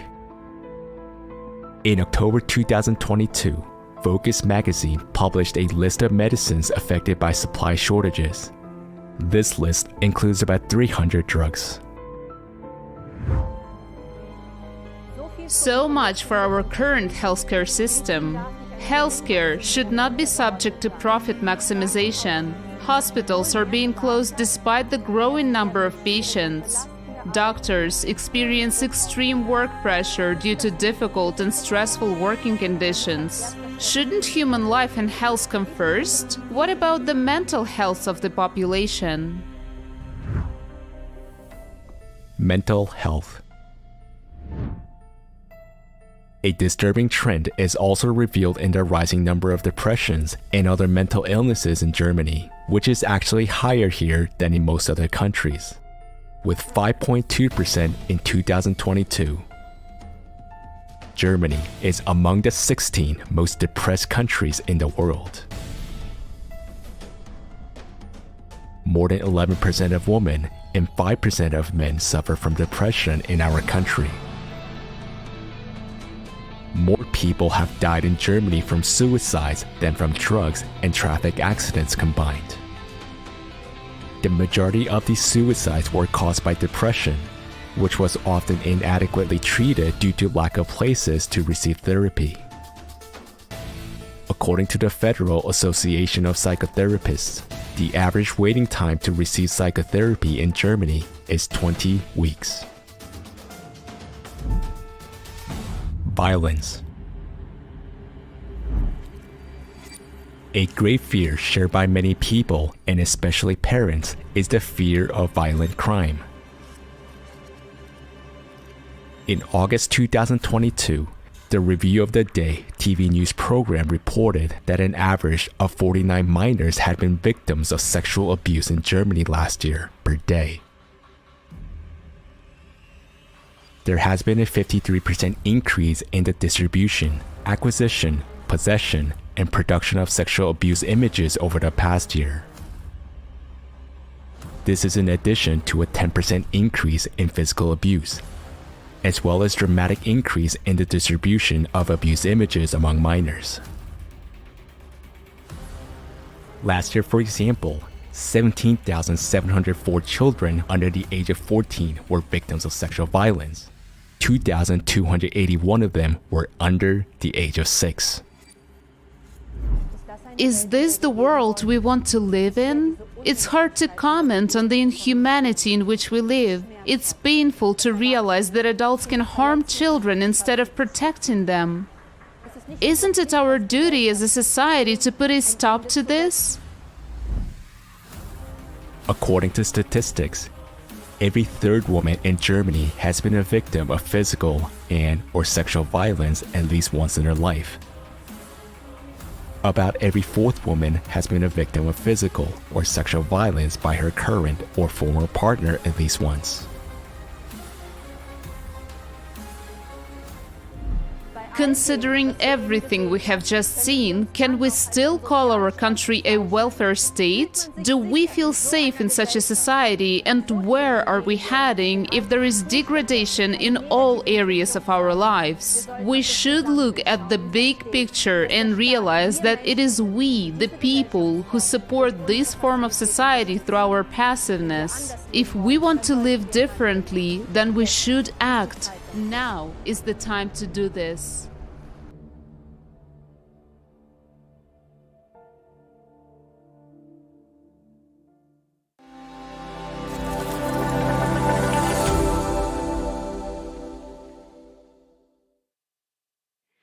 Sollte nicht jedem Menschen ein würdevolles Shouldn't everyone have the right to a decent and secure life? Everyone should have access to affordable housing, a decent social package, free and high-quality healthcare, and the opportunity to participate in the life of society. All of this is laid down in the social code. Our social market economy must guarantee freedom, social welfare, and social justice. We must realize now that we are drifting further and further away from these goals. All that is offered as solutions within the present consumerist format of society helps only selectively and at best in short term. If we really want to find a way out, we must take a completely new path. After what we have just seen, do you still think of the Germany that for decades stood for prosperity, social justice and security? Personally, it scares me that there is so much discontent and injustice in our country, which for the whole world looks up. Can we still call our country a welfare state? Let's look at how the term of welfare state is defined. A state that strives for social justice and cares for the social welfare of its citizens. The basic law states that the Federal Republic of Germany is a democratic and welfare state. The fact that we see have long been inconsistent with this definition. So how social is it that 1 in 5 children in Germany lives in poverty? That some 40,000 minors and young people are at acute risk of becoming homeless, or that more than 2/3 of people who are about to retire and likely to face poverty in old age. One would assume that these problems only affect the socially vulnerable, but now we see that people with low incomes also need social support. Never before have food stalls in Germany been so crowded, and all the more so by those who have jobs. Many are asking themselves, what is the point of paying into a pension fund all of my life if I am going to be poor at the end of my life anyway? What's the point of having a good salary if you can't buy a home with it? What good is modern medicine if I have to wait up to 6 months for an appointment? In Germany, we have a shortage of medicines, and in many places, for example, it is impossible to buy antibiotic syrup for children. In our country, we often hear people say things are worse elsewhere. We are still relatively well off, but why should we assess our situation by looking at the extreme global situation in the world instead of taking our own development and progress as our point of reference? We must honestly admit that our conservative optimism and the slogan "everything will be fine" will not help us. Statistics that do not reflect the realities of our lives don't change anything. As a result, new, lowered standards are being introduced. And instead of continually improving, or at least maintaining the quality of life, we are slipping further and further into social injustice. Children growing up in poverty, pensioners picking up empty bottles. This should not be the case in our rich country. We finance our social system through our taxes and social contributions. Why are we still experiencing so much hardship? Where does our money go, and how is its distribution decided? Did you know that we Germans pay the highest taxes in the world after Belgium? That is why Germany is considered a country with a high tax rate. This is the result of a recent study by the Organization of Economic Cooperation and Development. The OECD compares the tax and levy obligations of its member countries every year, and according to the study, Germany ranks a dismal second in the world in terms of taxes and levies. Only in Belgium do people with average earnings have to pay even more taxes and levies in Germany. The entire federal budget is financed almost exclusively from our taxes. In 2022, tax revenues in Germany amounted to around 815 billion euros, and nevertheless, 3/4 of Germans are happy to pay taxes because the state can use these revenues to ensure good living conditions and security for its citizens. Why then do we not have money for kindergartens, high-quality school equipment, or medical staff? The tax laws in Germany are very complicated, and this is mainly due to the more than 40 different types of taxes that exist in Germany, not to mention the countless laws and directives about who has to pay taxes for what and how much. It is therefore obvious that not all people understand how taxation works. As many people know, everyone who works pays income tax. This means that our wages are taxed. When we make purchases with this money, we have to pay tax again, value-added tax. In fact, in addition to direct taxes, there are also indirect taxes, which we do not even notice in everyday life. The following chart shows a few examples. In total, we give away 60 to 70% of our income in the form of numerous taxes. We forget that money deductions are the equivalent of time and energy in our lives. Time during which we cannot be with our family or take care of our health. The consumer forward of our society forces us to work hard and give away most of the money we earn, but despite this, our social problems remain unresolved. In spite of high taxation, Germany has debts. If the federal budget is insufficient, the state borrows money. And did you know that every person in Germany has a debt of 30,000 euros without even knowing it? Public debts are our debts, yours and mine, without our consent. Is it acceptable to take out loans for another person without asking them? In our private lives, it would be unthinkable, but it is done to the entire population of the country. Imagine if you now had a political vote. You could vote on what money would be spent, what laws would be passed, or what measures would be put in place to improve people's lives. Would you agree, for example, with the decision to place the heaviest tax burden on the middle class, which makes up 2/3 of Germany's population? The middle class, small and medium-sized enterprises contribute significantly to the financing of public expenditure by paying high taxes and social security contributions. Did you know that at the same time Germany remains a low-tax country for the particularly wealthy?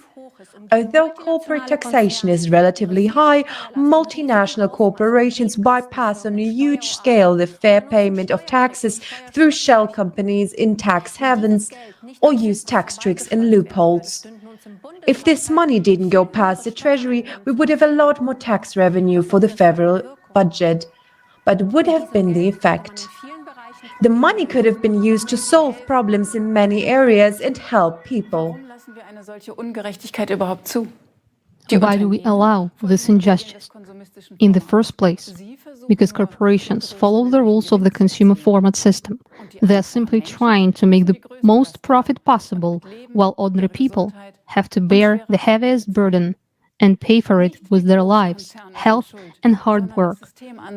The culprit is not the big corporations, but the system itself, which is built on this principle of injustice.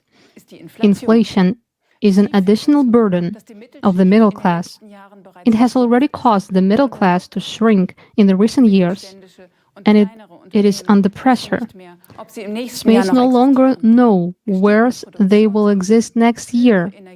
Production costs are rising, energy costs are rising, rents and interest rates on loans for businesses are increasing.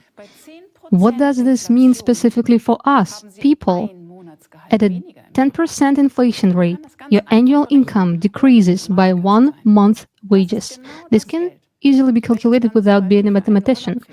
That's exactly the money you don't have enough for a holiday, for example. Experts say that inflation has just begun, and if we do nothing, once it gets worse, it will be hard to stop. We will soon take a closer look at the artificiality of crises and show that the format of consumption is programmed to create crisis and inflation. What are the consequences for our country? If the middle class shrinks, the economy will stagnate.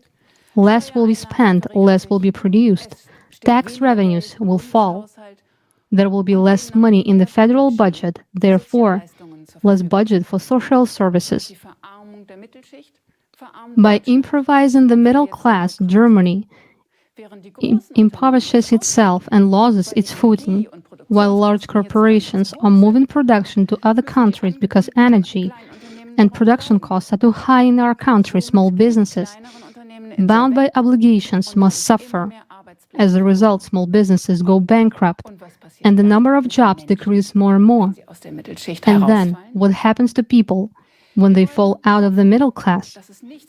We very much hope that these people do not slip into poverty. As we can see, the gap between the rich and the poor is widening. In times of crisis, most of the population will become poorer, except for those few who can profit from it. A prime example is the energy corporations that have made huge profits during the energy crisis. The crises of recent years are not the only reason for this outcome. They are a condominant factor of the consumer format. They have only highlighted and, of course, further exacerbated the existing inequalities and vulnerabilities of people in this consumer format of society. What processes are really behind this? Why is inflation currently affecting people so much? What could be the solution to the problem? We interviewed Murat Yildiz, an insurance specialist, investment advisor, and property specialist, about this. Let's hear what he has to say about it.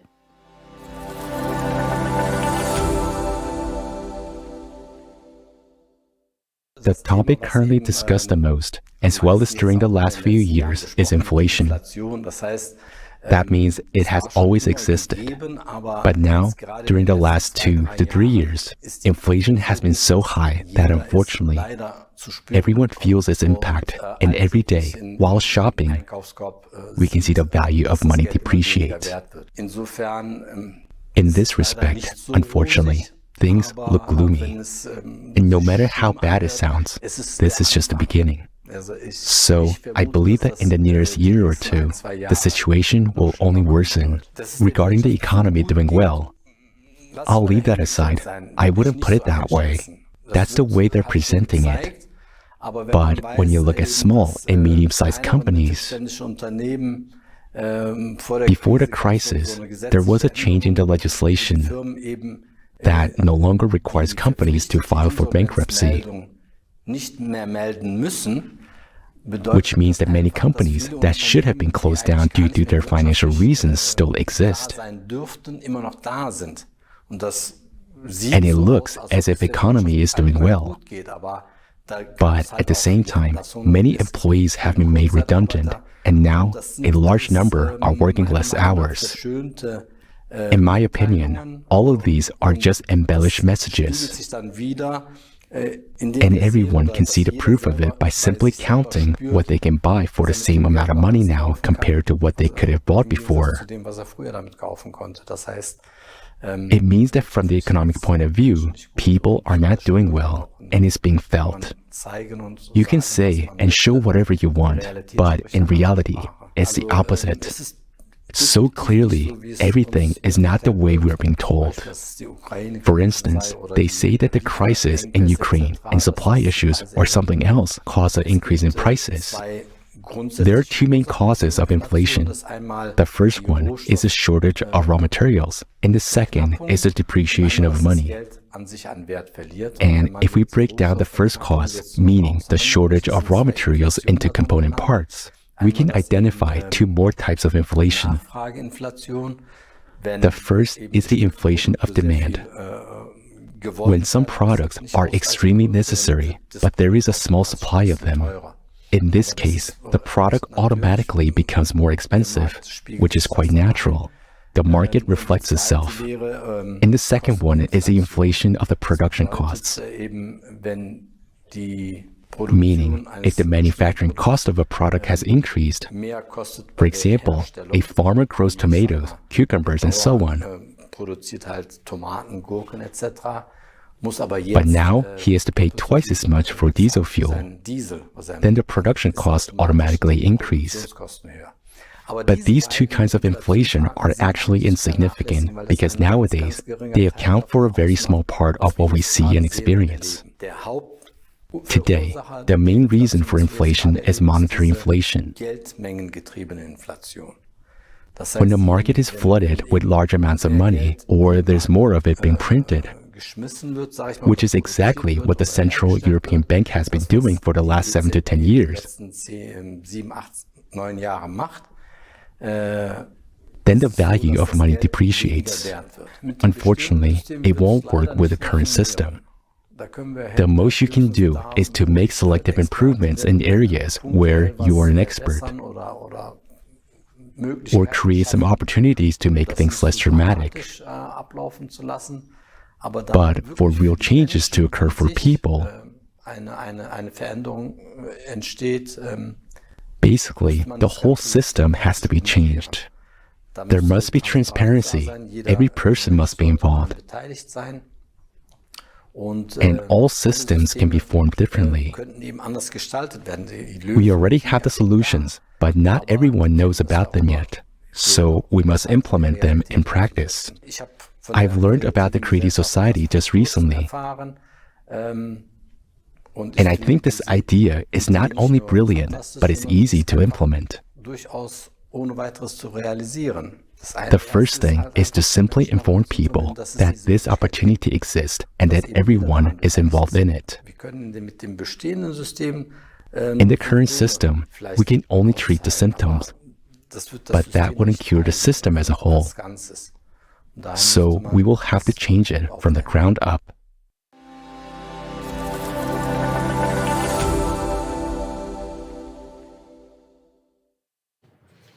Warum ist unser jetziges konsumistisches Why is the current format of our consumer society not suitable for solving society problems? Because it is actually clear where the injustice lies. When we speak about the consumer society or the consumeristic format, we do not mean that people should not buy goods, services, or comfort. Rather, we use this term to describe the destructive orientation of our society. Consumer society is a society that does not serve to protect human life and improve the overall quality of life, but instead is geared towards increasing profit and maintaining power for the few, while allowing oppression and exploitation. Dear viewers, we can clearly see that we no longer have a social market economy. Instead, it is more and more of a pure market economy, where there is a market for every good and service, and when it comes to existential areas of our life. Thus, all issues in our society are now reduced to just price optimization and profit maximization. What impact does the continuous expansion of market-based approaches have on the German economy and society? Due to insufficiently profitability or lack of funding, clinics are forced to close, reduce bed capacity, and cope with staff shortages. At the same time, more and more expensive medications are approved for use, and pharmaceutical companies make billions of dollars in profits. We are paying for the second most expensive electricity, not only in Europe but worldwide, while our electricity supply is becoming increasingly unreliable, and we already have to prepare for massive blackouts. In 1/5 of Germany's territory, not every user has mobile coverage because it is unprofitable for mobile network providers to expand their networks across the country. In addition, we export 700,000 tons of waste each year to other countries because it is cheaper to recycle it there. However, in most cases, they end up in landfills or even in the sea. We import food produced with forced labor or child labor because it's cheaper. Why are we faced with this absurdity every day? The answer is always the same everywhere. We do not have enough money to solve the problems we have to solve. And this is not only the case in Germany. All over the world, people are confronted with absurdity and dissatisfaction. And the answer is the same. We do not have enough money. We always think that other countries have to adjust to our high standards in order to solve their problems. But even we don't have enough money to solve our problems. But is this really the case? Have we not been able to find suitable solutions both in Germany and abroad for so many years? And this is despite the fact that we have so many economists, experts, and consultants. Let's now look at some figures on a global scale. They are all come from renowned research institutions and international organizations. To end global hunger sustainably, we need an additional $33 billion a year for the next 10 years. To provide social protection for children, mothers, retirees, and people with disabilities across the developing world, we need an additional $480 billion a year. We need an additional $707 billion a year for universal healthcare across the developing world for 6.6 billion people. This amounts to 1.2 trillion a year. That's a pretty big sum, which we obviously can't afford. But let's look at what we clearly have enough money for. We are currently spending $571 billion a year worldwide to subsidize renewables and electric cars, even though they are inefficient, unprofitable, and environmentally unfriendly. But one thing is certain, is that private profits are financed with the public money. That's the fact. Over the past 20 years, we have spent an average of $1.8 trillion a year on wars. That is, we spend money on steadily increasing private wealth and on killing each other. And it's even twice as much, $2.4 trillion, as we are spending on urgent solutions to pressing problems. Isn't that crazy?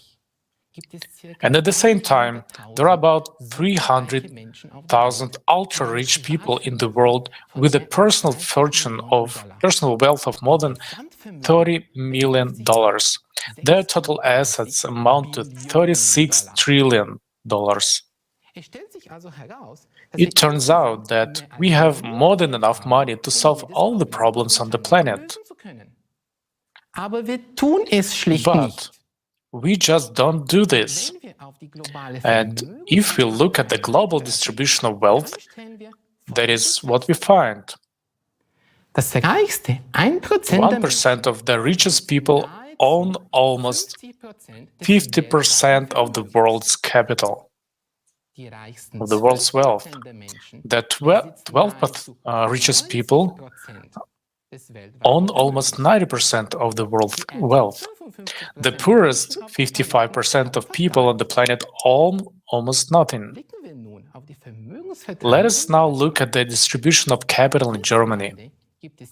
In our country, private capital totals more than 15 trillion euros. However, it is distributed very unevenly. The richest 10% of Germans own more than 50% of all wealth. The richest 20% of Germans own about 80% of all wealth. The poorest 50% of Germans own almost nothing, and the poorest 60-70% of Germans have next to nothing. Among them are many people of the middle class who go to work every day but have no assets. All this is not surprising at all, although it is proclaimed everywhere that the economy is aimed at improving the lives of everyone. In reality, this is not the case.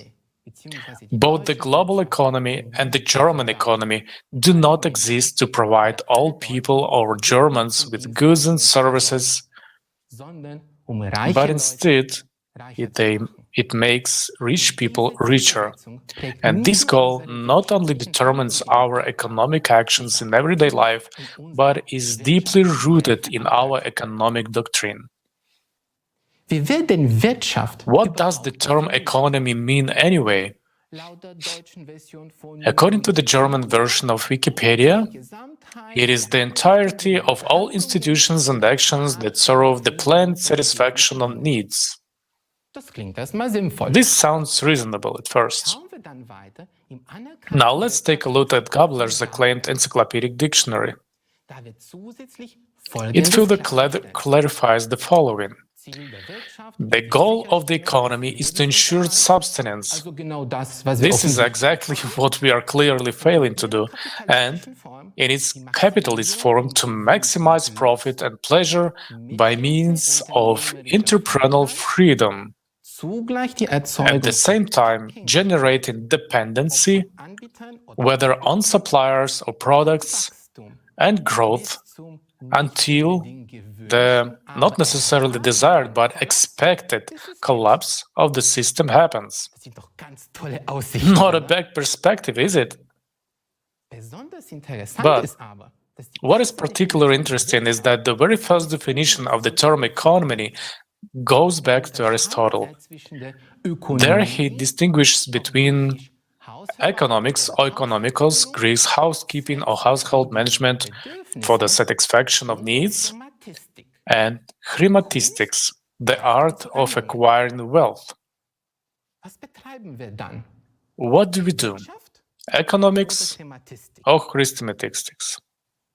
The famous American economist Milton Friedman published an essay in the New York Times in 1970 titled A Friedman Doctrine: The Social Responsibility of Business is to Increase its Profits.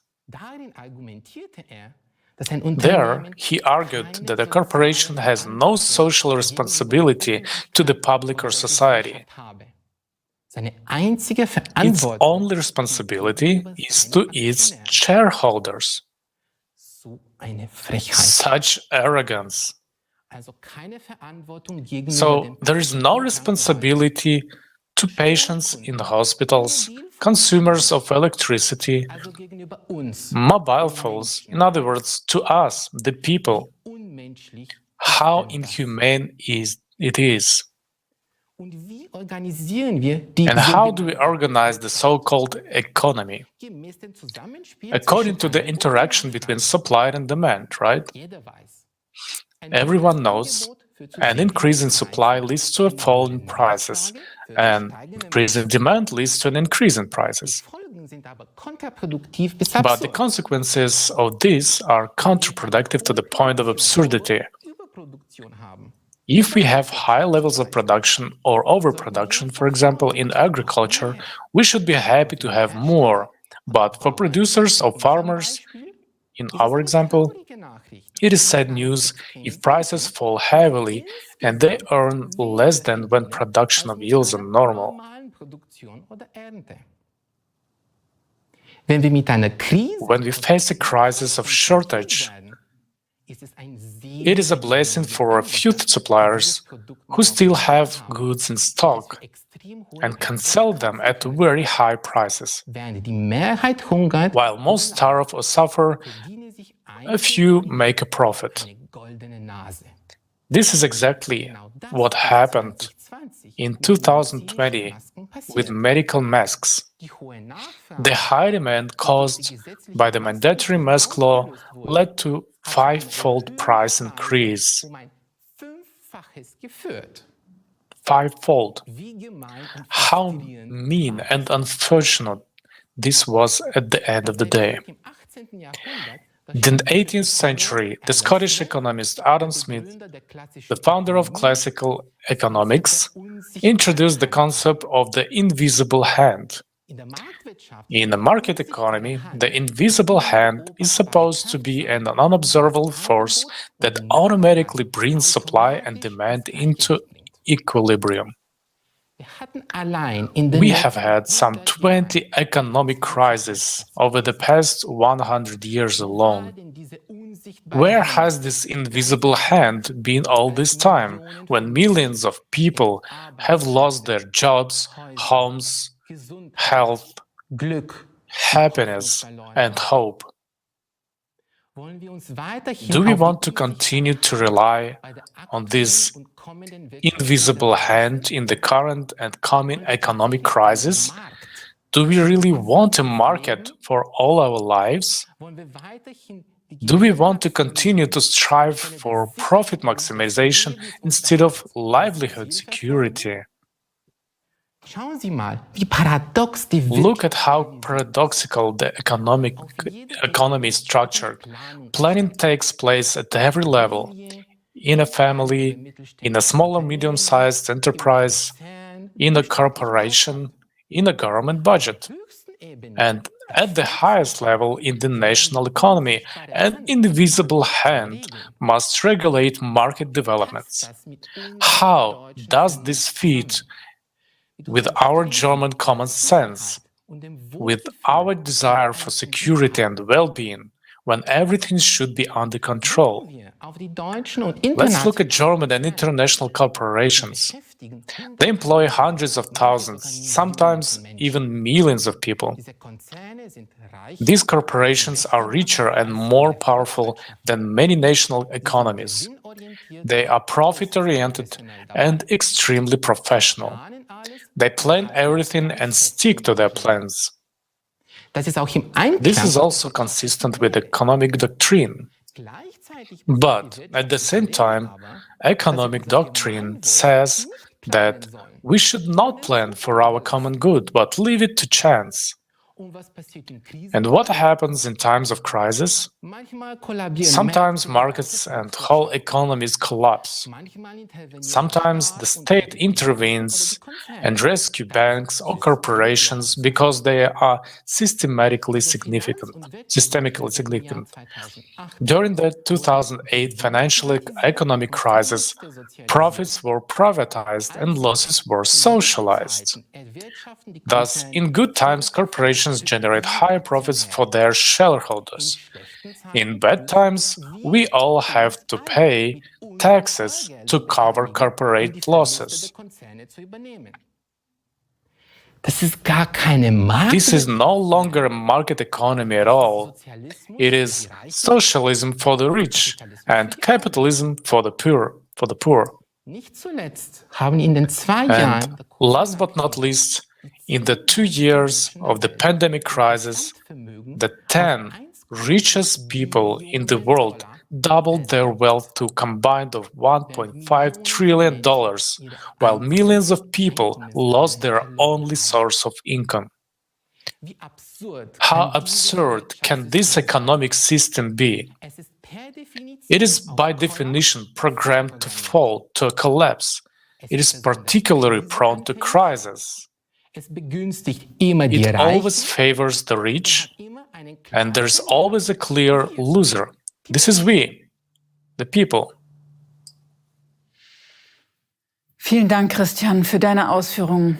Ehrlich gesagt, Thank you, Christian, for your explanations. Honestly, it's quite sobering to hear that our economic system doesn't really provide for social justice, because everything is aimed at increasing profits rather than meeting our real needs. Du hast recht, Sylvian. Yes, you're right, Sylvian. Even though we hear about economic growth every day, the population is getting poorer. At the same time, the definition of the concept of the economy says that it should provide people with a livelihood. But today, things are different. Social injustices in crisis are taken into account and even systematically planned. But does that mean that we should continue to do so? Ultimately, economics is an agreement between people, not a universal law. Exactly. It also means that we have the opportunity to create new conditions, to build an economic system that will not provoke crisis. Now we can see that we are already heading towards the next big economic crisis, even if we can't judge it by the numbers yet. One thing is for sure, it can't continue like this. Changes will inevitably occur. Either there will be a collapse, or we will move to an economic model which can only be implemented in a creative format of society. Christian, at the moment, the economic experts of the Creative Society project have developed a new holistic model for our economy that will function differently and have a completely different vector. Could you tell our viewers more about this? Dear viewers, dear people, we urgently need a completely new economic model that guarantees sustainable benefits for all of us and will maximize our prosperity. I'm often asked, is this even possible? History shows us no positive examples. Yes, it is possible. And to do that, we have to fulfill only one basic requirement: unite in a creative society, in which human life is of the highest value, where all political, economic, and social activities are indeed directed towards the improvement of our lives. Freedom, health, safety, security, environment, and so on. This is possible only in an absolutely transparent and self-governing society in which there is no power. In a society where responsible and constructive management, in a society with no rulers, but with rules. As such conditions have been missing in society for centuries, all previous economic systems aided maximizing power and or profit are therefore failed. Moreover, we have currently reached a certain technological level that opens up completely different possibilities. The information you are about to hear is very important. It is life-changing. So please pay attention as we explore how our economic model will function. The ultimate goal of the economy in the creative society is to provide everyone with equal, best possible standard of living. We are talking about the highest quality of healthcare, education, housing, food, clothing. Everyone will have the best or everything according to the strictest quality standards. Imagine a stable economy with no crisis, no fear for tomorrow, and the entire population of the planet with a high and stable income, meaning everyone has great purchasing power as well as time to enjoy the products and services that the companies offer. To achieve this goal, the economic system needs a comprehensive transformation, which will happen in two stages. First, we need to transition from our current economic system to the economy of the creative society. This transitional period will last for about 5 years. A very important change will be the introduction of a single monetary unit created by a single World Bank that belongs to and is controlled by the society. An important condition that will be fulfilled immediately when we transition to the new system is the cancellation of all debts for countries, companies, and individuals. From that point on, it will be forbidden to lend money at interest. If you need money, you take it and pay back the same amount. The key element of the new economic model will be that every human will be receiving a monthly, unconditional basic income equivalent to 10,000 US dollars. This will create a high purchasing power for each member of society and ensure a stable demand for goods and services, which in turn will create conditions for the sustainable growth and development of businesses. With the help of an AI, the economy will be planned by and for the benefit of society as a whole. The worldwide demand will be formed by people themselves and analyzed by AI, which will be able to predict the required volume of production of food, goods, and services to provide each person everywhere in the world with everything necessary. This will ensure the most optimal allocation of resources and production volumes at the worldwide level. The demand for all goods and services will always be available online and accessible to everyone. For example, you want to start a business and inquire about opportunities in the field of your choice. The AI gives you a prediction about the current and projected requirements for this industry, and you decide what to produce or offer, and it will have a guaranteed demand. All new technologies will belong to society and will be fully available to any company. This will make it possible not only to automate the processes of production and economic activity of companies with the help of AI, but also to create conditions for improving the quality of products and services. Another important change: prices will be fixed from the beginning of the transition period. With the help of AI, specialists will calculate optimal prices for all goods and services, taking into account logistics and production costs. It will not be possible to increase the prices, only to decrease them, all while maintaining or improving the quality. Prices for the same goods and services will be the same everywhere in the world.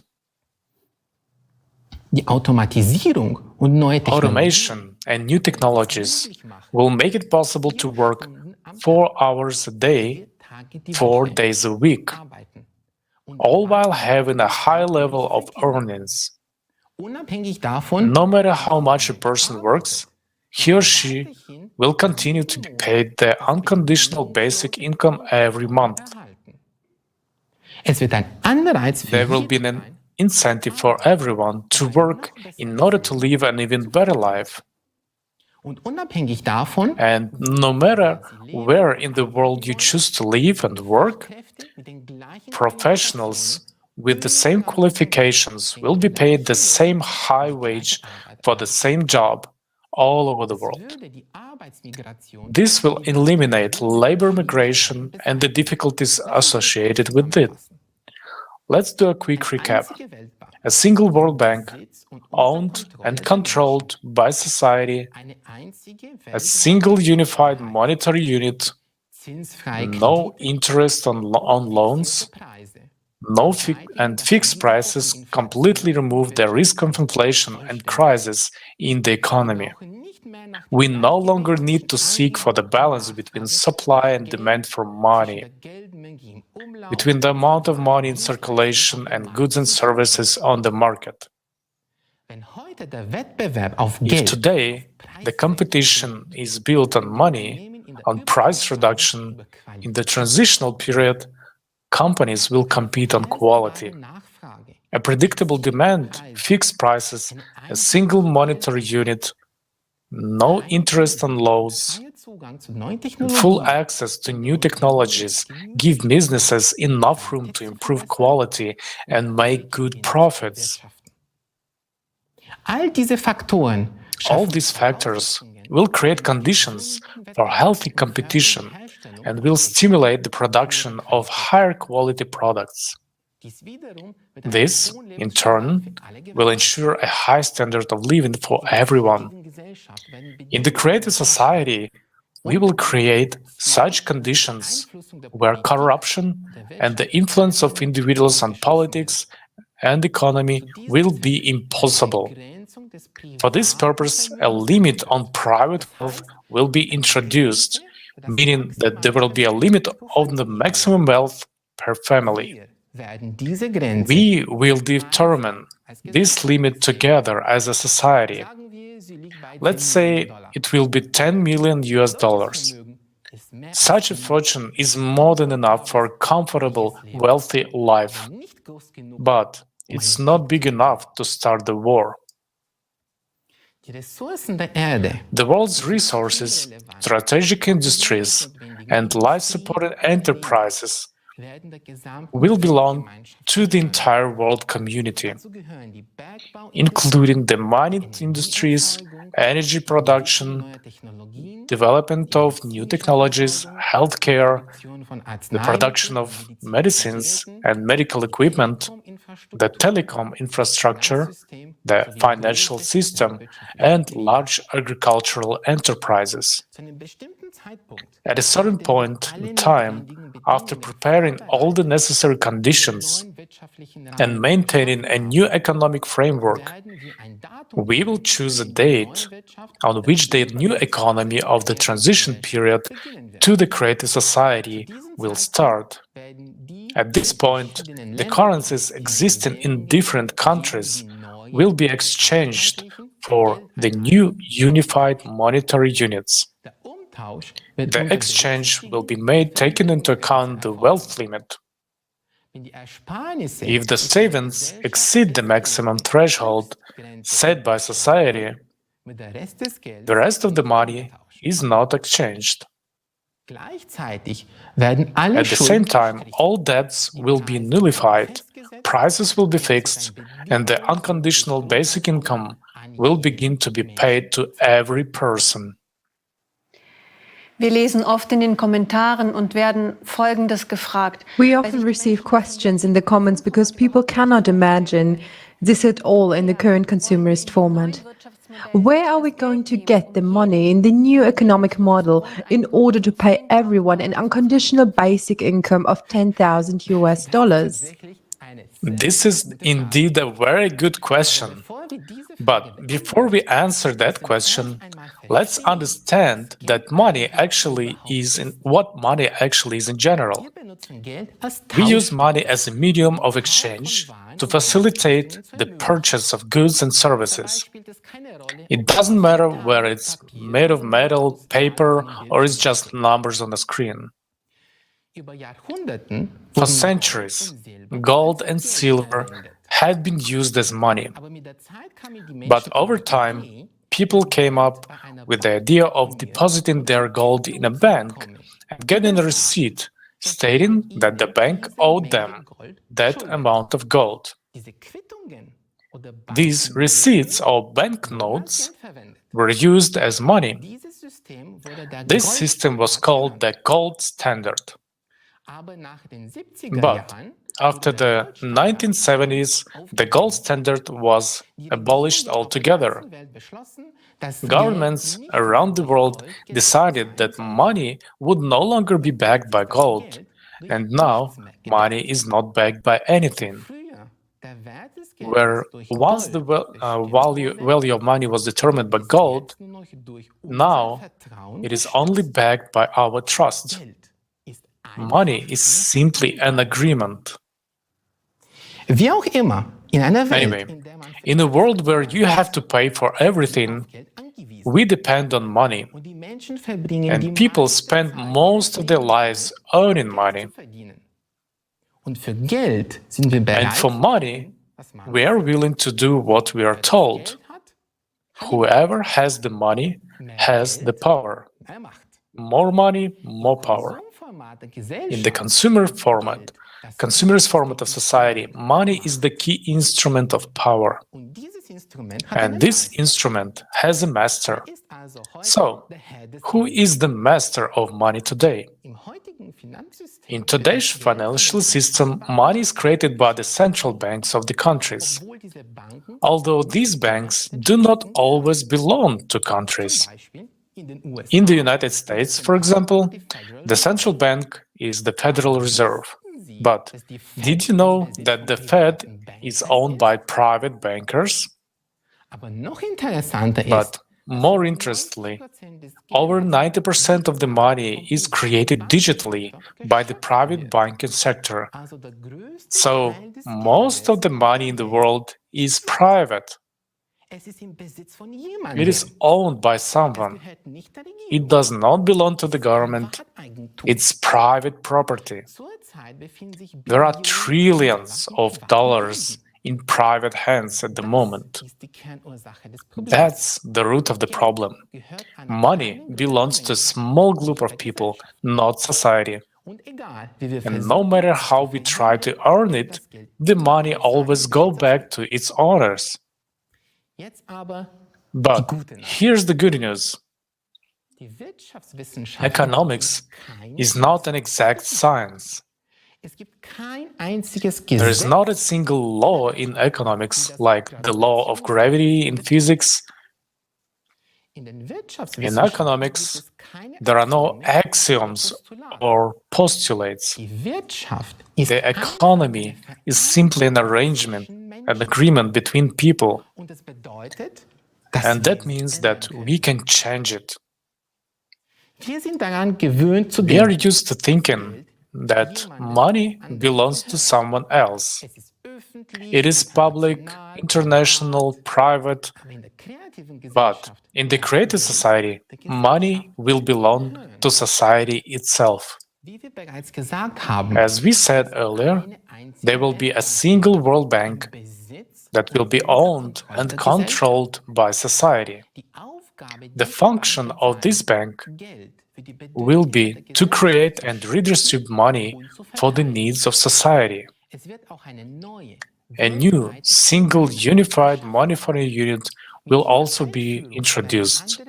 With this introduction, other currencies will cease to exist and all savings and income will be exchanged for them. Private banks will no longer be able to create money, and there will not be private banks anymore.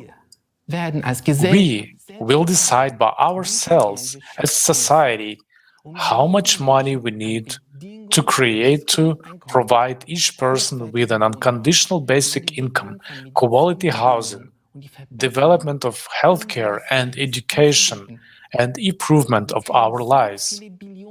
We can create as many trillions as we need, and they will all be ours, and they can be all kept on the common account if we don't need them. The key point, very important to understand, is that this money will not be subject to inflation, because in the economy of the creative society, prices will be fixed all over the world and won't be subject to raise. Prices will no longer depend on the amount of money in circulation, and the value of money will be sustained. And we must understand that keeping money in circulation is a temporary necessity during the period of transition to the creative society.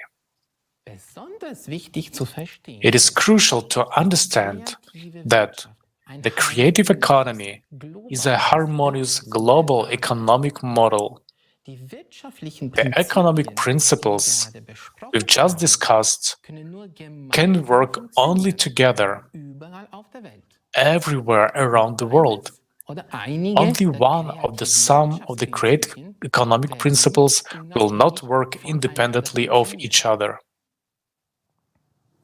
During the transitional period, we will be able to rebuild our economy.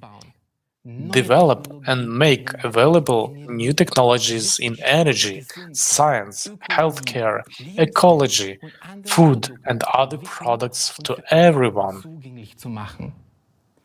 This will enable us to move on to the next stage, the economy in the creative society. This is a completely different world, a world of new, unlimited, accessible to everyone, and free energy. It is a world of new technologies for the production of goods and food throughout the control of elementary particles. In this world, we will no longer need money. In the creative society, each of us will be rich, confident in the future, and free to live the life each of us wants. Vielen Dank, Christian. Ich muss ehrlich sagen, Thank you, Christian. Honestly, I'm absolutely delighted with this economic model. With such a reorganization, we will have a lot of free time. We will have time for our families, for hobbies, for activities to which we could devote ourselves with joy and dedication. It's a life without a fear of poverty and social decay. Entrepreneurs will also have more safety, social recognition, and opportunities to develop in the creative society. Unfortunately, with the present-day economic system, we do not have such prospects. Another aspect that is increasingly destabilizing our economy is the progressive climate change. According to the Global Risks Report 2022, extreme weather events and environmental pollution are the main threats to the global economy.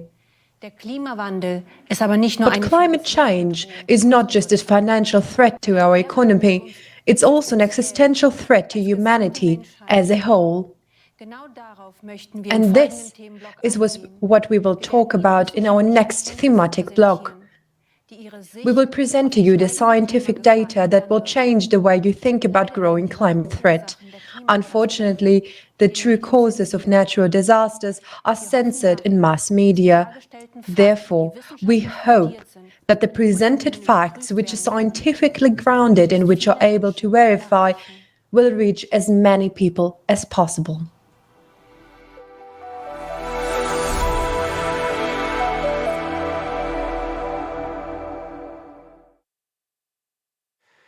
Liebe Zuschauer, Dear viewers, nowadays, not a day goes by without reports of climate-related disasters in which people suffer and lose their lives. Whether it's devastating earthquakes in Syria and Turkey, the tropical storm in New Zealand, or the floods in Australia. Everywhere in the world, anomalous events with catastrophic effects on people and nature are on the rise. At ever shorter intervals, the climate is setting new records of the century. We in Germany observe these events from a distance and think that it affects us rather less, since we are not exposed to volcanic eruptions, tsunamis, or severe earthquakes. In the big headlines of international news, we only see the big events, and what is happening on our doorstep seems rather small and not so serious. Is that really so? Does the climate spare us? The volunteers of the Creative Society project have been carrying out climate monitoring worldwide for many years. Using publicly available sources of information, countries' weather services, media, digital monitoring platforms, and, above all, communication with the eyewitnesses of natural disasters. The information collected is reviewed and analyzed. This allows us to have a holistic picture of what is happening on our planet. In the following video, our international team took a closer look at the events of the last few years in Germany and put them together.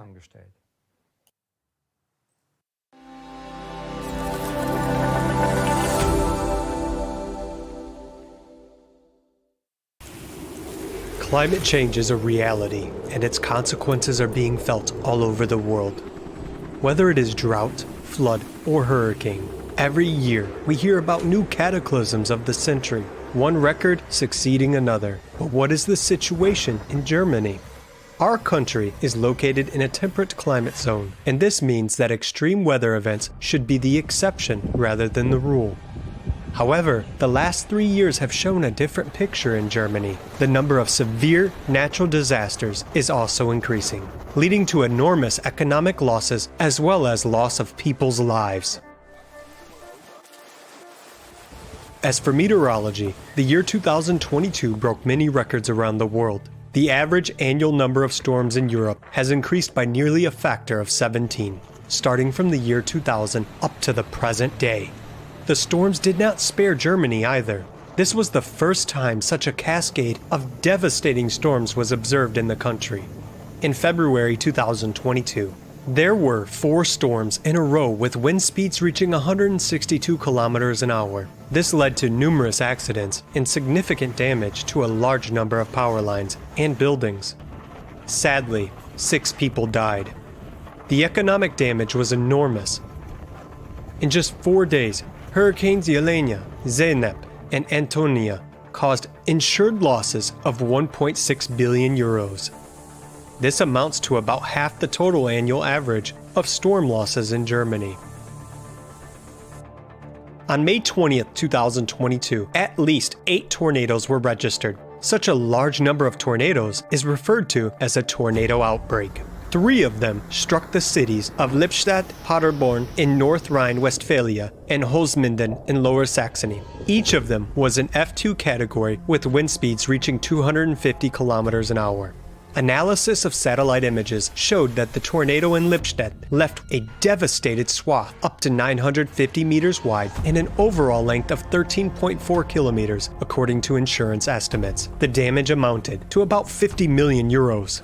In Paderborn, 43 people were hurt. 13 of them were seriously injured. The tornado left a trail of destruction up to 400 meters wide and 23.5 kilometers long. The storm damaged more than 100 buildings and toppled about 1,000 trees. The city of Paderborn estimates the damage of almost 150 million euros.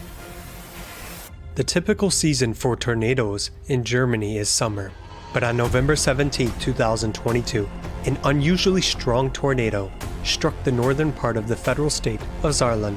2022 was the tornado season with the highest damage in recorded history.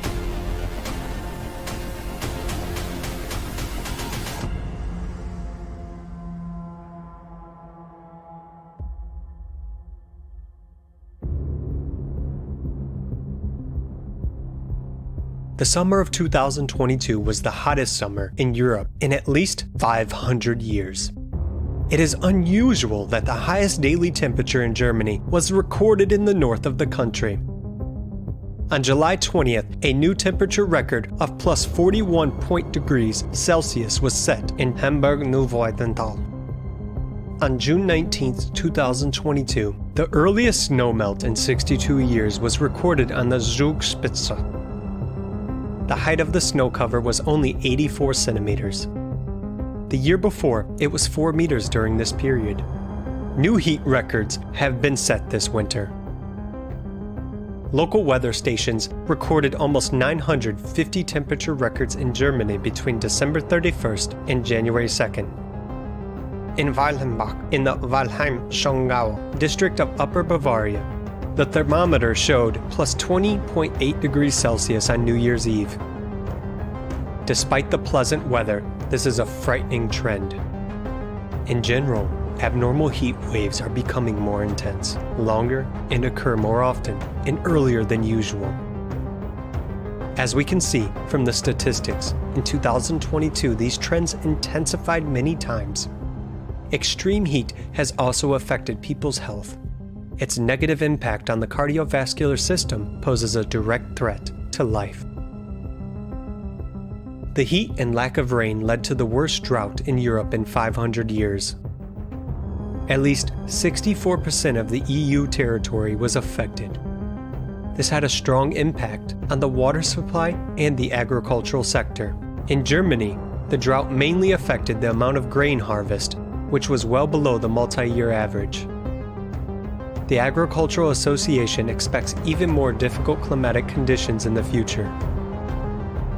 Forests also suffer greatly from the pronounced drought and heat.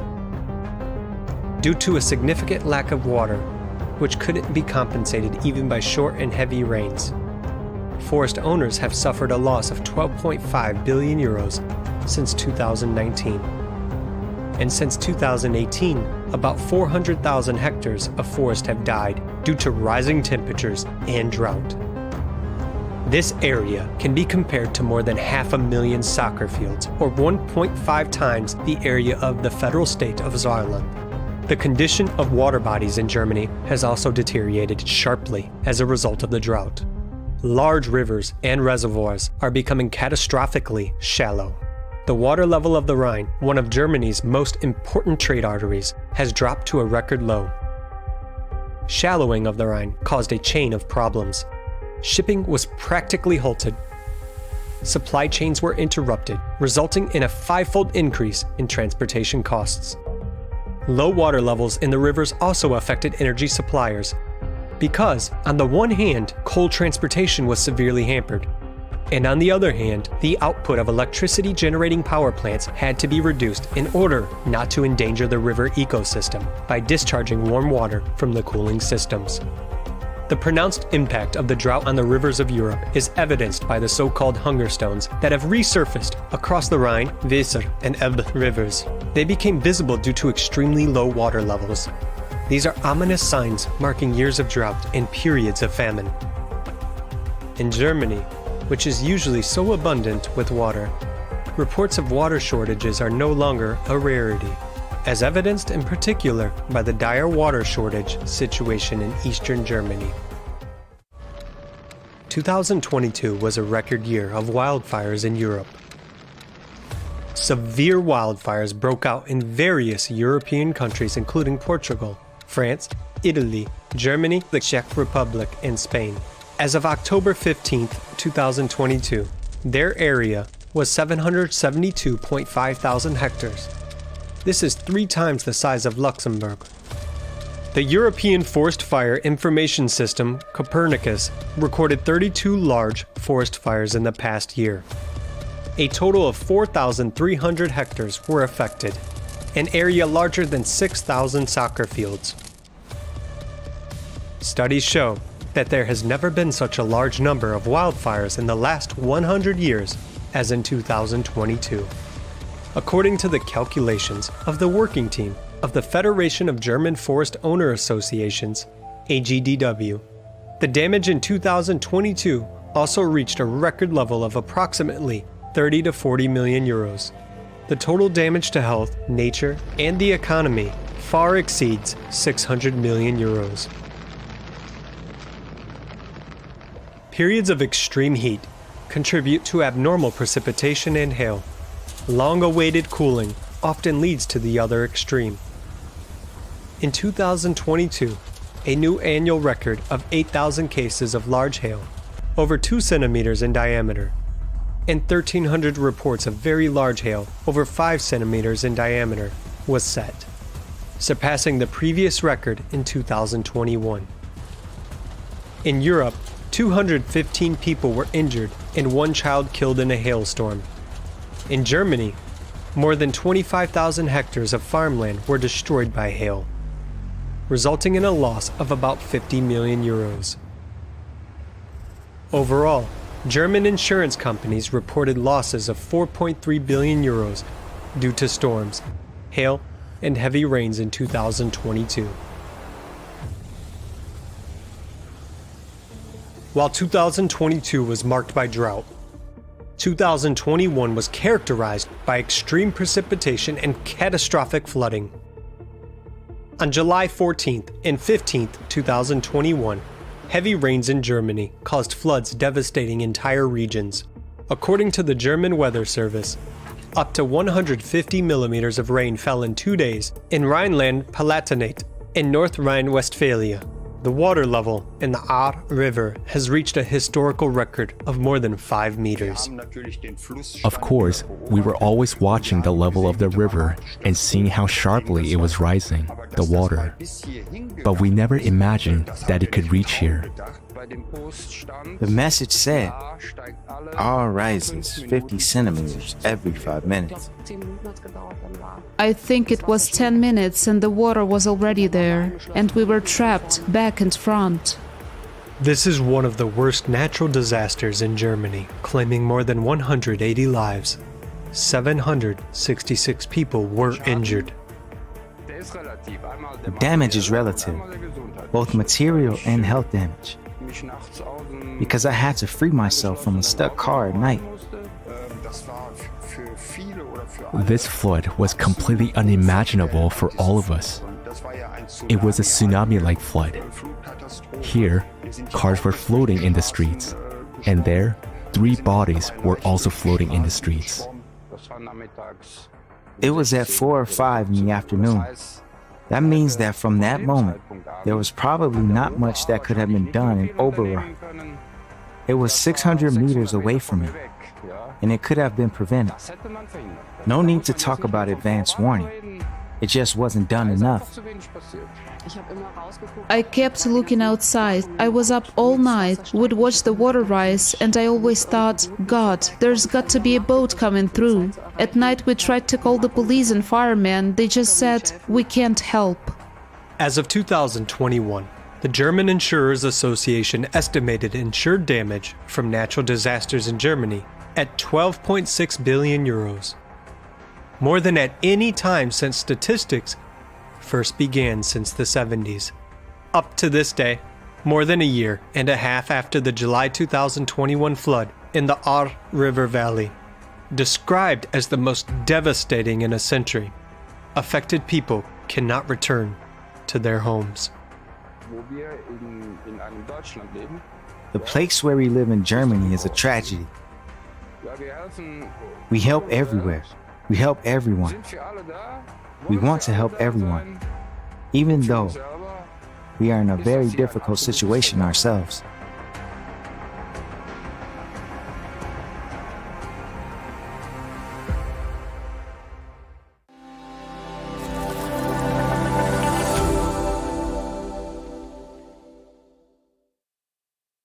This video has clearly shown to us that climate change, with its intensifying natural disasters, is affecting our country already today, causing great destruction and financial losses.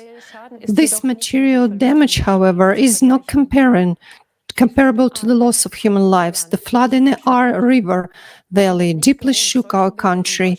We are not used to seeing such footage in Germany. We usually only know such pictures from other countries. We would like to thank those few people who dared to share their experience with us. Many do not believe that people are afraid to speak openly about their grievances. We have learned that to this day, not all people have been financially supported, and many are still suffering from the consequences of the flood. This is happening in our country. Despite the fact that billions of euros of aid were promised, only a little part of this money has been actually paid. Although survivors report very praisingly and positively about the support and help they received from ordinary people, neighbors and volunteers, but this help was far from being enough to cope with the consequences of the catastrophe. These events show us that a high-tech country such as Germany is obviously unprepared, even for regional disasters, to quickly protect human lives and provide the necessary help in time. In the Ahr Valley, the system of communication between public authorities broke down completely. Therefore, important coordination tasks could not be ensured. Instead of drawing the right conclusions and uncompromisingly coping with mistakes, spendings of the Federal Agency for Technical Relief were cut in 2023 federal budget.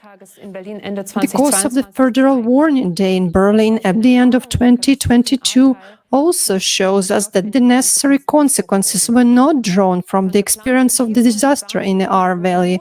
Only 20 out of the planned 400 warning sirens were installed. So how are we prepared for the new disasters, which will definitely increase and aggravate?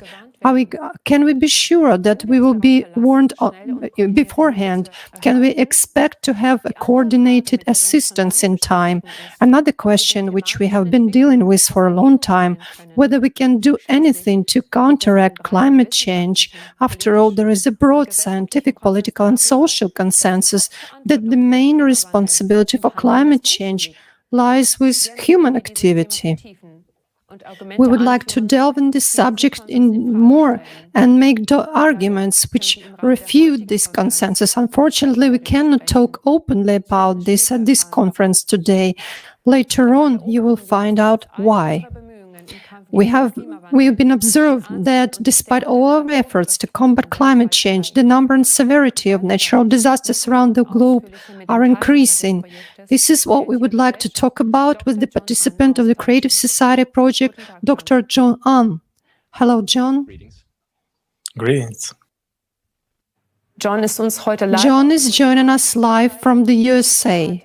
He has a PhD in chemical engineering from the Technical University of Munich and a Master of Science from the University of California, Berkeley, as well as the MBA from the Business School in SEED. But John is also a member of the International Scientific Community, which was created at the platform of the Creative Society. .com platform. The members of these scientific communities are just like us, volunteers of the Creative Society project from more than 180 countries of the world. John, could you please tell our viewers more about the particular mission of this scientific community? So first, thank you very much for the invitation. It's really an honor to be here. So the focus of our community is to study the true causes of climate change. We connect not only scientists, but also experts and independent researchers to provide the public with truthful information about the processes that are taking place on our planet. What makes this community so special is really the approach. Currently, scientists investigate only from one angle. For example, volcanologists rarely talk to glaciologists. Climatologists generally don't collaborate with geologists. While they're experts in their own field, scientists typically don't have understanding in adjacent disciplines. In fact, it's not even their task to see what the overall picture looks like. But in our research, we take interdisciplinary approach. And thanks to this, we can see the whole picture of what is going on with our planet. John, wie eingangs erwähnt, beobachten wir, dass Naturkatastrophen auf der Erde... John, as we already said, we observed that the number of natural disasters on Earth continue to increase. What processes are responsible for this development of events? I'd like to start by highlighting some of the anomalies observed in our planet, which I'm sure you have heard of. The first is the melting of glaciers in Antarctica. Now, many people believe that Antarctic glaciers are melting uniformly throughout the continent. That is not correct. The glacier mass in West Antarctica, represented by the teal color on the graph, has been melting quite fast since 1995. But on the other hand, the yellow color on the graph, representing the mass in East Antarctica, hasn't changed much over the last 30 years. How is this possible?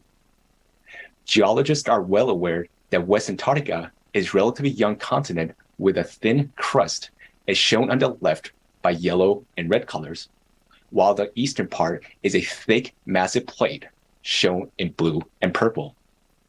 Furthermore, volcanologists know that the Antarctica is an active volcanic region with about 140 volcanoes under its ice, most of which, as you can see on the right, is located in the western part of Antarctica.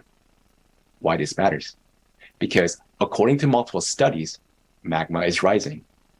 When magma rises, it activates volcanoes, which are located underneath the melting glaciers in the west. Moreover, this heat flow from beneath would impact the most where the crust is the thinnest. This is Western Antarctica. In other words, the glaciers are melting from bottom up. One piece of evidence indicating the rise of magma, or heat flow from beneath, is the temperature change of the Weddell Sea, which is located off the coast of West Antarctica. The water at the bottom of the sea warmed up nearly 5 times faster than at the top. This happens because most of the heat is coming from the bottom, not from the sun. Another evidence indicating the rise of magma is an increase in seismic activities. The number of earthquakes is shown on the graph on the left, and the magnitude, or the total energy release, shown on the right, have been increasing since 1995. The increase in seismic activity also correlates well with an increase in global temperature. Let's have a closer look at the location of earthquakes before and after 1995. As you can see on the screen, earthquakes are now emerging in regions where they have never been before. Moreover, earthquakes have started to occur in waves and synchronize around the world. We had an example of this in Turkey and Syria last month. First, earthquake of magnitude 7.8 and 7.5 occurred on February 6th, followed by a series of earthquake cascades around the world. And just 2 weeks later, earthquakes of magnitude 6.4 and 5.8 occurred again in the same region. This scenario is developing according to our mathematical model, which was described in the forum Global Crisis, Our Survival as in Unity last November. And unfortunately, we will be witnessing many more earthquakes in the coming years. One final note is that the international seismic agencies have been downgrading the magnitudes. And since 2015, they have been concealing the increasing number of earthquakes and thus misleading the public such that many people are not aware of increasing seismic activities around the world. This topic was also discussed in the forum. The earthquakes in Turkey and Syria have shocked the whole world. Volunteers of the Creative Society are currently preparing a report with numerous eyewitnesses where we will show what people are going through and how much all this affects all of us. This report will be presented at the upcoming forum Global Crisis, There is a Way Out, which will take place on April 22nd, 2023. In addition to the growing climate challenges, the forum will discuss such topics as the collapse of the world economy, the threat of the development of artificial intelligence, and the aggravating climate crisis. This forum is a very important event for all of us. People from all over the world will find out together what solutions are available to us as united humanity to face the challenges of the future. Let's return to the question why such events will become more frequent. John, you've pointed out that earthquakes are becoming more frequent and stronger because of the rise in magma. But what is the cause of this? Let's go back to 1995, when a series of changes began to occur inside our planet. As shown on the slide, one example is that since 1995, the magnetic North Pole started to drift quicker, about 4 times faster than the norm. Also, the magnetic field has weakened by 15% from the norm by 2015 and declined even further since then. We're now seeing, as a result, the northern lights becoming more intense and penetrating to more southern latitudes. Furthermore, unusual phenomena in the atmosphere have been observed recently in different parts of the world, including Germany.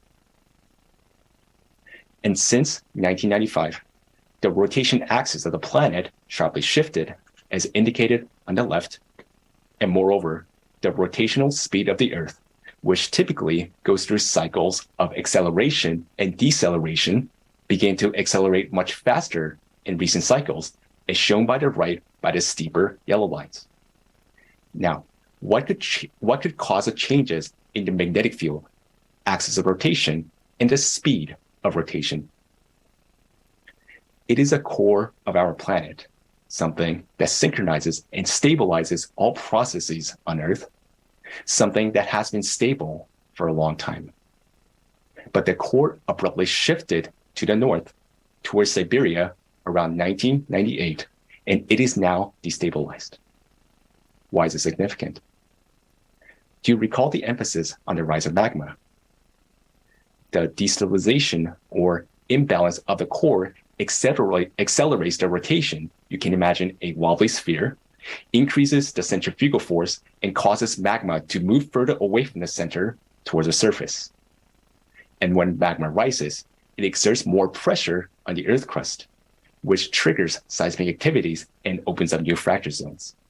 This allows water from the surface to escape into the Earth's interior, drying up lakes and rivers, even though precipitation and floods are increasing. In addition, the rise of magma causes increase in volcanic activity, heating of the glaciers and oceans from bottom up.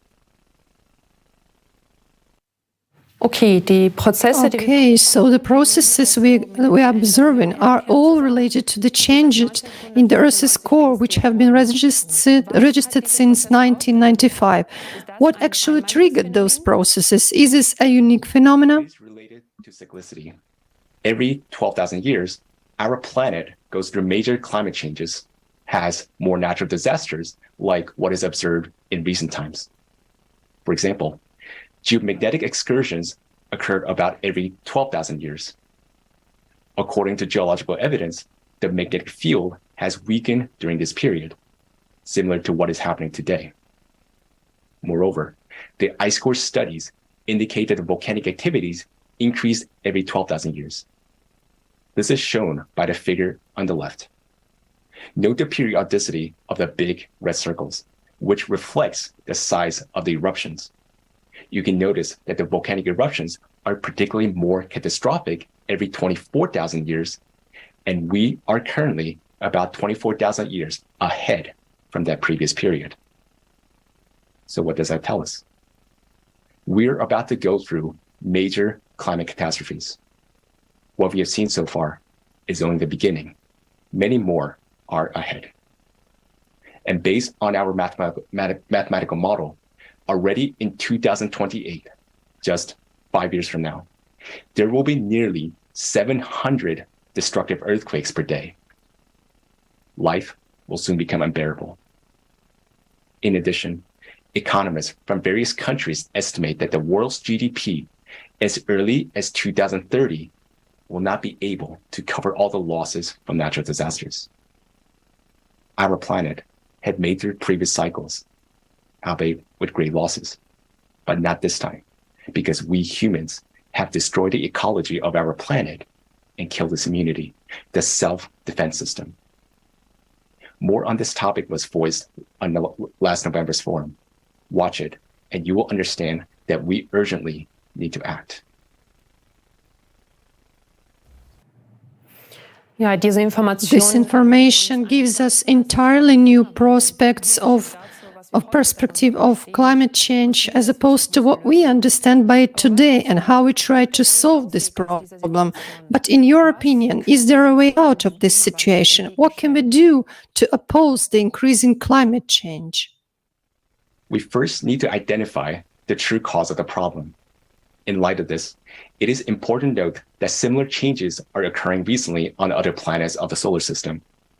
Just like on Earth, on Uranus, Jupiter, and Venus, for example, the temperature, wind speeds, the size of the storms, and volcanic activities are increasing. On Mars, ice caps are melting. Subglacial lakes and strong Mars quakes caused by the activation of magma in the Martian mantle are found and observed. Because similar anomalies are observed on other planets, this indicates that there is some external factor, some sort of energy, let's call it external cosmic radiation, entering our solar system, energizing the interior of planets and leading to changes in climate. To counteract this type of energy, we must 1, study the nature of this cosmic radiation. 2, find a source of energy equivalent or superior to this external energy impact and learn to use it. Only then will we be able to stop the catastrophic effects on our planet.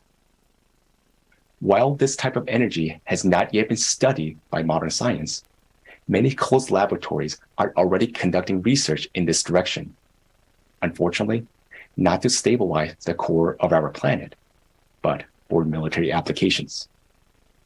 Scientists working in this area have the necessary skills, experience, and understanding that the world-famous Nobel laureates and grant eaters have never even heard of. But these essential scientists will not be able to work on our survival because no countries will let them, as long as our world continues to live in a consumerist format, the format of the eternal race for domination, influence, and power. Because every state in the race for domination will hide its real best minds to the very last. So the real essence of the climate problem is that scientists cannot be united in the current format of society. Thus, if we really want to survive, we should change the very format of society, the very model of our social organization. We need such a format of society which would provide no conditions for wars to break out and where it will be impossible for few to rule over billions. And it doesn't matter what this format will be called. What is important is the conditions it will create in society, the conditions where human life will have the highest value. This format is what we call creative society. Creative society forms such conditions in the world in which we will finally end the competition for profit and power. And most importantly, we can bring real genius scientists together. Only this will give humankind a chance to find ways to counteract this cosmic radiation, to stop the destabilization of the core, and to prevent the growth of climate catastrophes. In the creative society, humanity gets a chance to survive. And what's more, we get a chance to build a unified civilization, as we should be, so that never again will humanity face such threats. Creative society is our real chance for life. Thank you so much, John, for this valuable report. The fact that we have the opportunity today to learn the research results of the international scientific community is crucial for us, because honest and conscientious scientists today are trapped in a profit-oriented format, and they do not dare to inform the world public about the real threats and upcoming events because of fear of losing their position, fear of public slander, or because they are censored. In today's conference, we had to bypass certain topics because a few weeks ago, the global initiative Creative Society has faced a massive removal of channels in different countries. First of all, it is unjustified and without any warnings, videos and channels are deleted which talk about the real causes of climate change. Why? Because people would be able to ask the logical questions. Why are we paying for decades for measures that do not stop climate change and do not help the victims of climate disasters? Mass media giants not only infringe on freedom of speech, but they endanger all of us and themselves as well. Because of false theories, we lose precious time and resources, but it's exactly what we need urgently right now to mobilize our strengths as a united global community in the face of increasing cataclysms. Every day of lost time means the loss of human lives. Today, using the example of Germany, we have seen only a fraction, a small part of what people around the world have to experience. No country, regardless of its economic situation, can protect itself today from the current natural disasters. These events are escalating with increasing progression. It is necessary for us to unite all people in the world so that we can reach the necessary scientific and technological level in time and be able to counteract cosmic radiation with a relevant power counteraction. Political representatives will not be able to unite scientists in the current format of society because of the geopolitical conflicts that divide people. What kind of reaction will this shocking information provoke from the population without concrete solutions, which are impossible in our consumerist format of society? Of course, this will cause only panic. Thanks to volunteers of the Creative Society project, people around the globe start talking about these important problems and ways to solve them.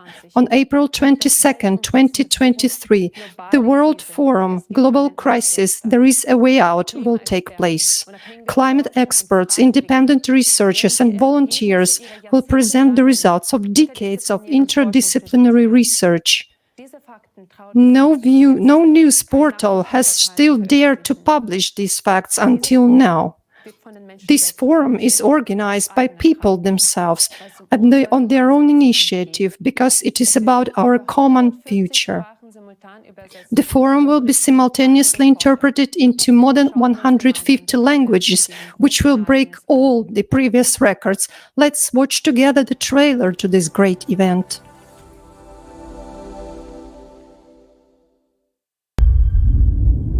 We tell the truth that is hidden from people. We are independent volunteer researchers from 180 countries. We conduct interdisciplinary research that no other institution or organization in the world can handle. The global crisis is a terrifying reality that has engulfed our world and will soon completely destroy it. Unfortunately, most people today are unaware of the impending threat. On November 12, 2022, at the International Online Forum, Global Crisis, Our Survival is in Unity, there was presented a shocking climate forecast based on our mathematical model. Now, we know the exact date of our planet's destruction and the natural disasters that will cause it. This climate report is the result of 26 years of hard work by a huge number of volunteers, scientists, experts, and independent researchers. The climate Cerberus is gaining strength with each passing day. It is obvious that if we don't take any action, all of humanity will perish. On April 22nd, 2023, at the next International Online Forum, Global Crisis, There is a Way Out.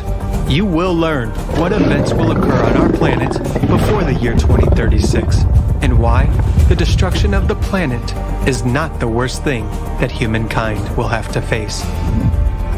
There are only a few years left to change the course of events. We still have a chance, but in order to use it, all people must learn about it.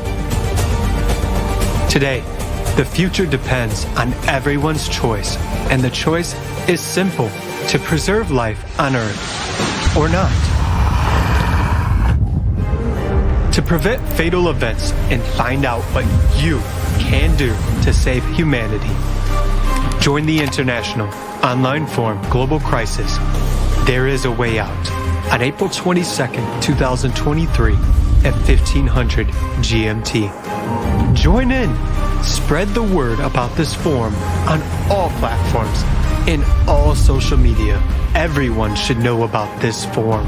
The official website of the Creative Society International Project, creativesociety.com.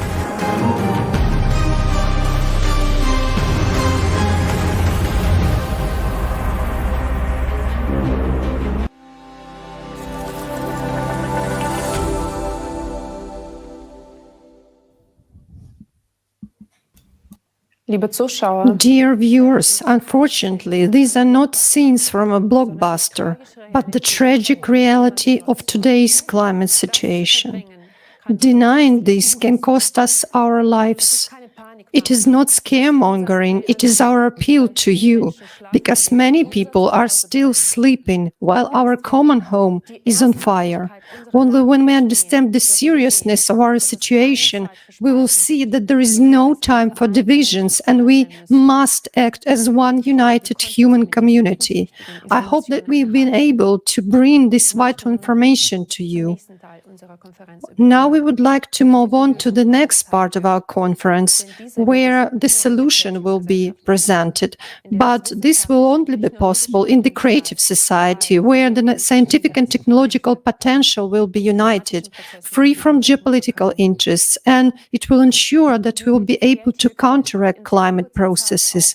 About how we can build the creative society within a very short period of time and thus find the way out of all the crises, we will tell you in our next thematic block.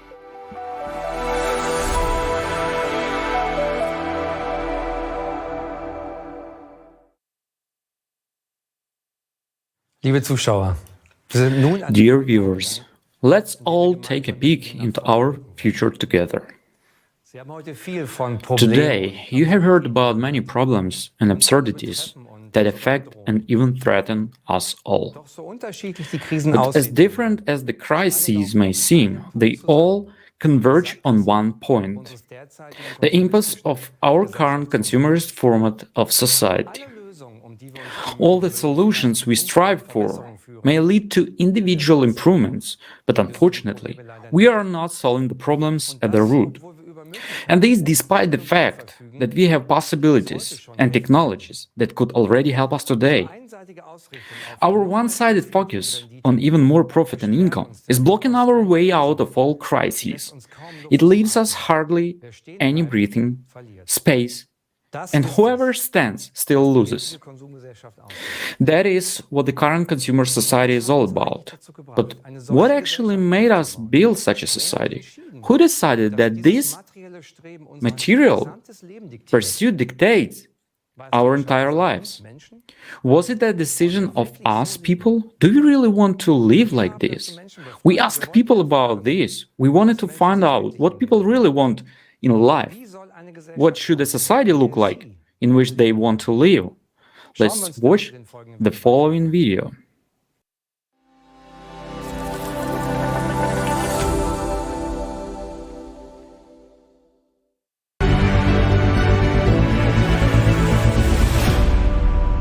I would like to live in a society where I can say that my grown-up children and my grandchildren have a happy future. I mean, ideally without wars, and preferably without any mutual threats. I would like to have a society where no one has financial hardships, neither in youth nor in old age, where everyone is socially secure, and where everyone can fulfill their potential. That would be ideal, but not at the expense of others, and also not at the expense of nature. It is just a basic guarantee that everyone has enough to eat, has enough means to live, and that nature does not get destroyed. I wish that there were no natural disasters, no wars, no catastrophes at all. In my opinion, all of this can be avoided. Yes, with democratic principles, and that human life is respected. That the Constitution and the laws are truly equal for all, as enshrined in the Basic Law.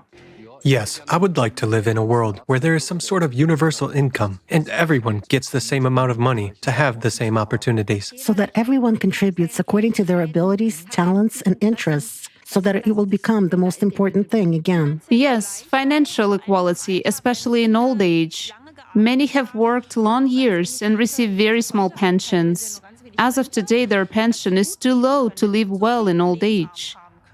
Any education should be free. Knowledge should not cost money in order to be able to further educate oneself. So that children grow up in the society where they can think freely, speak freely, where they can simply trust their perceptions. The greed to make even more money, when in fact who already have enough will no longer have a place. To be able to live in a relaxed and open dialogue with people.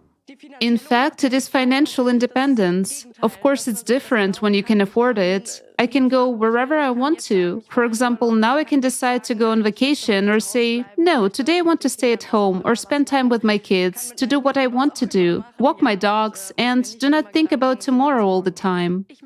I want to live in a society of people who live together, not simply stay next to each other.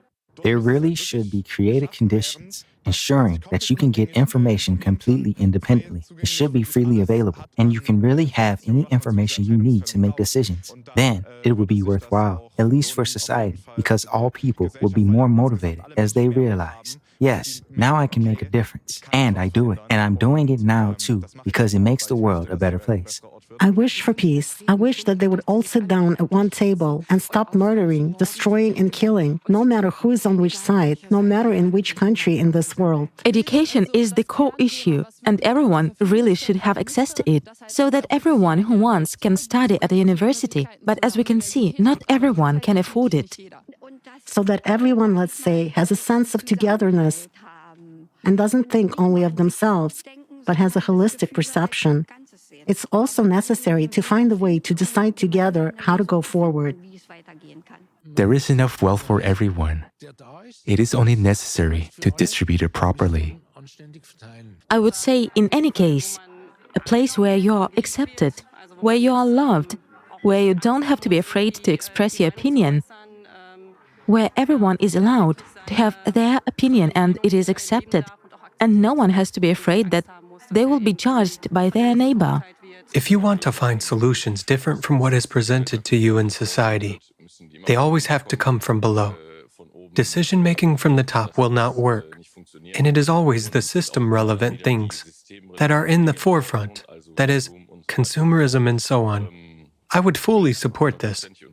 Do you mean you would then support the building of such a creative, people-oriented society? Of course, by all means. Yes, that's what we should always strive for that kind of society. Yeah. Right away, of course. This is the life we all dream of, that we could live together, that we could live happily together, that no one would hold us back and we could just develop our potential the way we want to. I would join it right away, absolutely. Yes, definitely, immediately. If there is a chance to implement it, I would say that we should go for it immediately.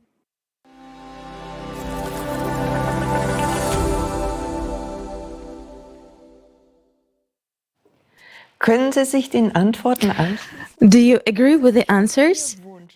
Isn't it also your wish to live in such a society? These are exactly the questions volunteers have been asking millions of people for 10 years in the world's largest society survey in 180 countries. What kind of society do you want to live in? The essence of the answers shows one common and universal understanding. People want to live in freedom, in security, and without wars. They want to be respected and loved. As a result of these years of international social surveys and expert discussions, the model of the creative society was developed, which corresponds to what people want. But the essence is more important than the name. The foundation of the creative society is formed by the 8 pillars that encompass all spheres of life in society. Let's now take a closer look at these principles. In der kreativen Gesellschaft ist der Mensch die grundlegende Einheit. In the creative society, the human being is the fundamental unit of the society. Humanity is just one big family. The 8 pillars of the creative society are the base for that. The first pillar, human life, is the most important one of them. Human life is the highest of values. Life of any human being has to be protected as one's own.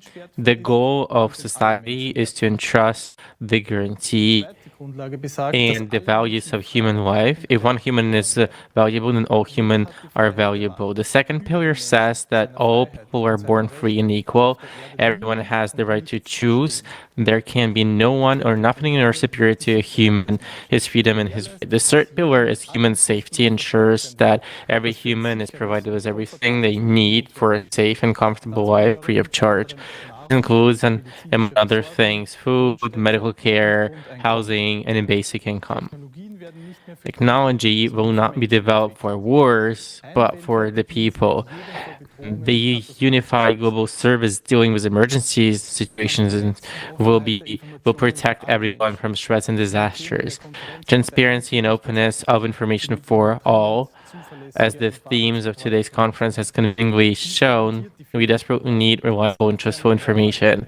This is guaranteed by the fourth pillar. There is no more secrecy, and everyone has access to information and the status of implementation of society's decision and the distribution of public funds. In der Gesellschaft wird ausschließlich das Gute gefördert. Alles, was für menschlich Foundation is the creative ideology. Only goodness will be promoted in society. Everything that stands for humaneness, for higher moral values and mutual respect. At the same time, the propaganda of violence, division, aggression, and anti-humane manifestations will be prohibited. The sixth pillar, development of personality, will create conditions and expand opportunities for personal fulfillment and the development of individual abilities and talents.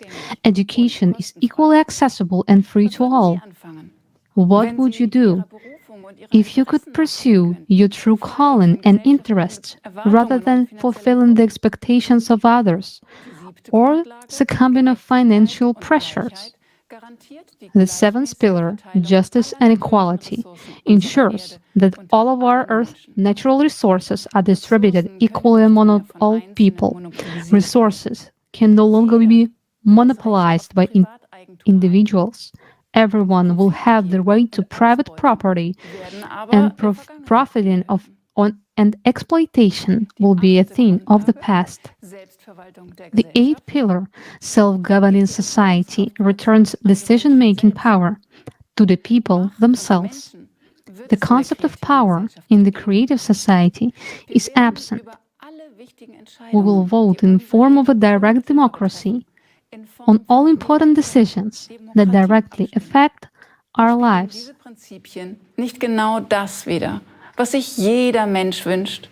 Do these principles not reflect what each individual wants, how he or she imagines life in a united society, what we understand by human dignity and social justice?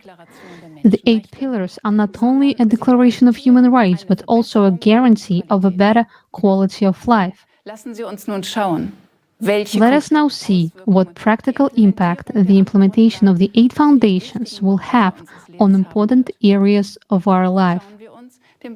Let's look at the field of medicine. In the consumer format, even human health is just a commodity.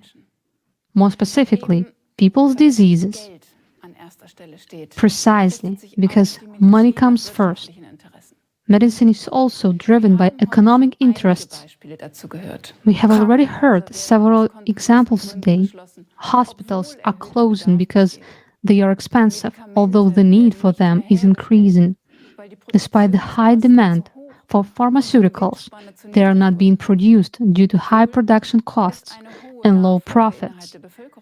This sad example clearly shows that economic interests currently prevail over concern for people's health. Thanks to the eight pillars, this will be not possible, because human life will become the highest value at the legislative level. The economy and production must serve the good and health of people. Moreover, with the development of all technology, the priority of healthcare will shift towards the well-being of all people rather than profit, as it is now. There will be also no difference in medical care. The eight pillars ensure that all people's lives are equally valued. This means that all people will have free access to free healthcare. That means the highest standards. Oder sehen wir uns einmal den Bereich Arbeit an. Or let's look at the field of labor. Thanks to robotics and artificial intelligence, it is now possible to automate most areas of work. This means that the robots can do hard, dangerous, or unhealthy types of labor for us so that everyone can have more free time. However, in today's consumer society, this would just be ruin for most families as we are financially dependent on our hard-earned money. As the result of mass unemployment, people would have to drastically reduce their consumption, which would lead to significant economic losses and the subsequent collapse of the economy. However, as we have heard already, the third pillar guarantees us an unconditional basic income cap, which is equivalent to $10,000, which means that we no longer be financially dependent on our jobs. New professions and opportunities for development will arise. Because in the creative societies, free and quality education parts will be available to everyone, and everybody will be able to follow their talents and interests and learn what they like and what they will help them to fulfill themselves personally. Qualifications will be equally recognized all over the world. People everywhere will receive the same high wages for equalized work, in addition to the unconditional basic income that will be paid to everyone. This has also solved the problem of skills shortage and labor migration. Moreover, until now, automation technologies, which should in fact benefit all people, have only served to the economic interests of individual companies that are simply patented. Was the legislation of an adoption of 8 pillars of the creative society, all technologies and scientific advances will belong exclusively to society itself and benefit all the people, which means that all benefits will equally available to all the people. Of course, the question may now arise, who is going to pay for all of this? Let's remember what we heard today about the economic model at the stage of transition to the creative society. We, the people, will manage and control the financial system ourselves. It means that we will be able to regulate the money supply so that everyone will be provided for and even beyond what they really need. Because the economy is planned out, we will have as much money as we need.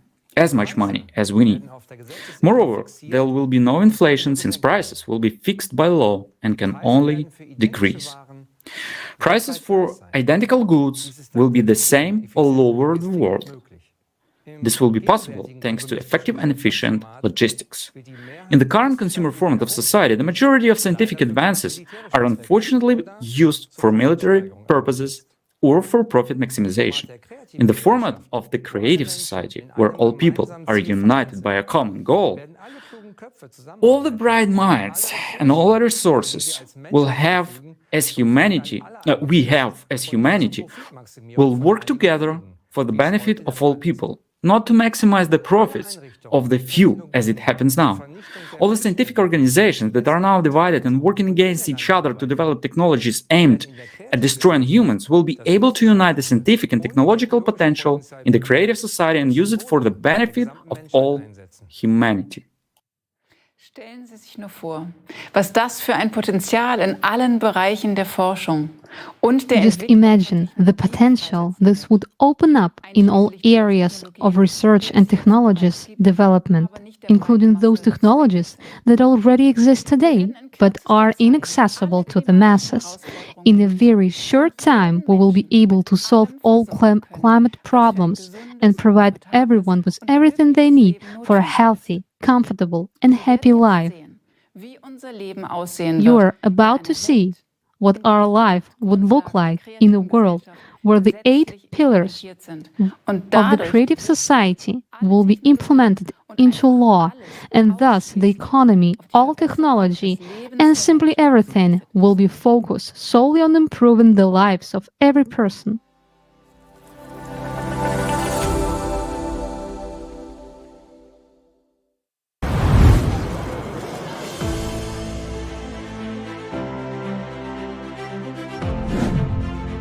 Safety. In the creative society, human life is the highest value. this society will be safe for you and your family. The latest technologies will be implemented everywhere to help security services stay ahead of the curve. We will finally have a sense of security. Concepts like crime, missing people, killing of children and adults will no longer exist in any part of the world. No longer will you be afraid to let your child go to school or outside. You won't be afraid to walk home late at night, go for a jog, or go to concerts. In the creative society, no crime or offense will go unpunished. In the creative society, the safety of each person is the highest priority. Healthcare. In the creative society, healthcare will be top-notch and free for every person all over the world. Imagine artificial intelligence that incorporates the expertise of all the best doctors in history. It controls high-tech robots that perform tasks of any complexity. These cutting-edge technologies make healthcare in the creative society of a high quality. Right now, health is a commodity, whereas in the creative society, everyone's health is a priority. After all, we benefit from the fact that every person is healthy and we have a healthy nation. Thanks to the development of nanotechnology and artificial intelligence, epidemics, cancer, diabetes, asthma, and all other incurable diseases will be a thing of the past. The very approach in healthcare will change, as it will be aimed at preventing diseases. And in general, we will finally get real treatment and real recovery. With such a development in healthcare and technology, it is quite possible to prolong human life beyond the species limit. The creative society is all about healthy and happy people. Education. In the creative society, education at any level will be free and available to absolutely every person. Thanks to a new approach to education and advanced technology, you will be able to study and learn new skills anytime and anywhere, as well as easily change careers. Education will no longer be a chore. The process will be engaging and exciting. For example, with the help of VR glasses, you will study the human body from inside, traveling among molecules. In the creative society, you will be able to study at any university in the world and learn any profession you want. Economy. No inflation. The first thing that will happen in the creative society is writing off all debts and loans from private individuals, abolition of real estate taxes and personal property taxes. There will be no loan interest rates. We will start with a clean slate. All of this will be possible due to a new format of economy that will be designed to benefit the interests of every person. It takes the financial burden off of every family. Workday. By birthright, every person, regardless of their status, age, gender, or race, are guaranteed a monthly universal basic income that will provide for all of your essential needs. And if you want a better life, a bigger house, or a premium car, an airplane or a yacht, you will be able to easily afford it by working just for 4 hours, 4 days a week. You will have a job that you like and enjoy, one that you really love, and in which you will be able to fulfill your potential to the maximum. All the hard, monotonous, and damaging human health work will be performed by robots and automated systems. This is already being gradually implemented, but in the consumerist format, its large-scale implementation threatens with mass unemployment and the collapse of the economic system. Yet, this is not the case in the creative society. It will only benefit humanity. After all, technology will be available to all people. All these innovations will give us a lot of free time. Finally, fathers and mothers will be able to watch their children grow up and spend as much time with them as they want. People will have time for everything: hobbies, self-development, traveling, learning new skills, and a lot more. The creative society gives people free time.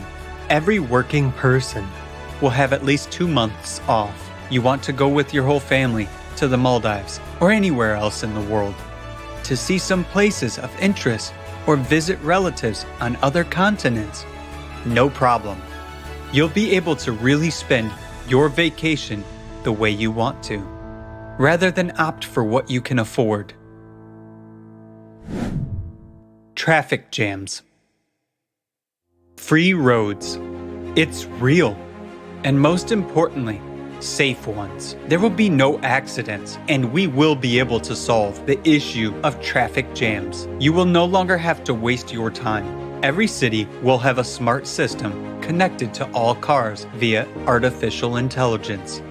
This system helps regulate and control traffic on the roads and calculate the best routes. Cars in the creative society will be able to block the engine start if the driver is intoxicated, analyze facial expressions, detect driver drowsiness and distraction. In case of a threat, the car will signal the driver. If they do not react, the car will turn on the emergency lights, head to the side of the road and stop. Alert the driver of danger and take control in a critical situation. In the creative society, everything is built around the comfort and safety of humans. Housing. The good news is that we can provide every person with free housing. We already have a huge amount of breakthrough technologies. Some of them already allow us to build comfortable housing quickly and efficiently. In the creative society, every person will be provided with a minimum of 650 square feet per person, absolutely free by birthright. If you have a family of 4, you are provided with a house of 2,600 square feet. No mortgage, no rent to pay. You won't have to pay utilities or property tax. The house will be equipped with the most advanced technologies available to society. And that means that all household chores, such as washing, cleaning, ironing, and cooking, will be done by robots only, which will do that quickly and perfectly. Human beings are not slaves. Human beings should live a free and happy life. Equality. In the creative society, all people will have equal rights. There will be no racial division. In the creative society, you will have rights in actual fact, not on paper. Ecology and food. In the creative society, thanks to the unification of scientific potential, we will be able to solve many problems related to ecology and climate. We will finally have clean air and clean water. Food will be healthy, delicious, and of high quality. You won't have to worry that you'll put on weight and that food will negatively affect your health.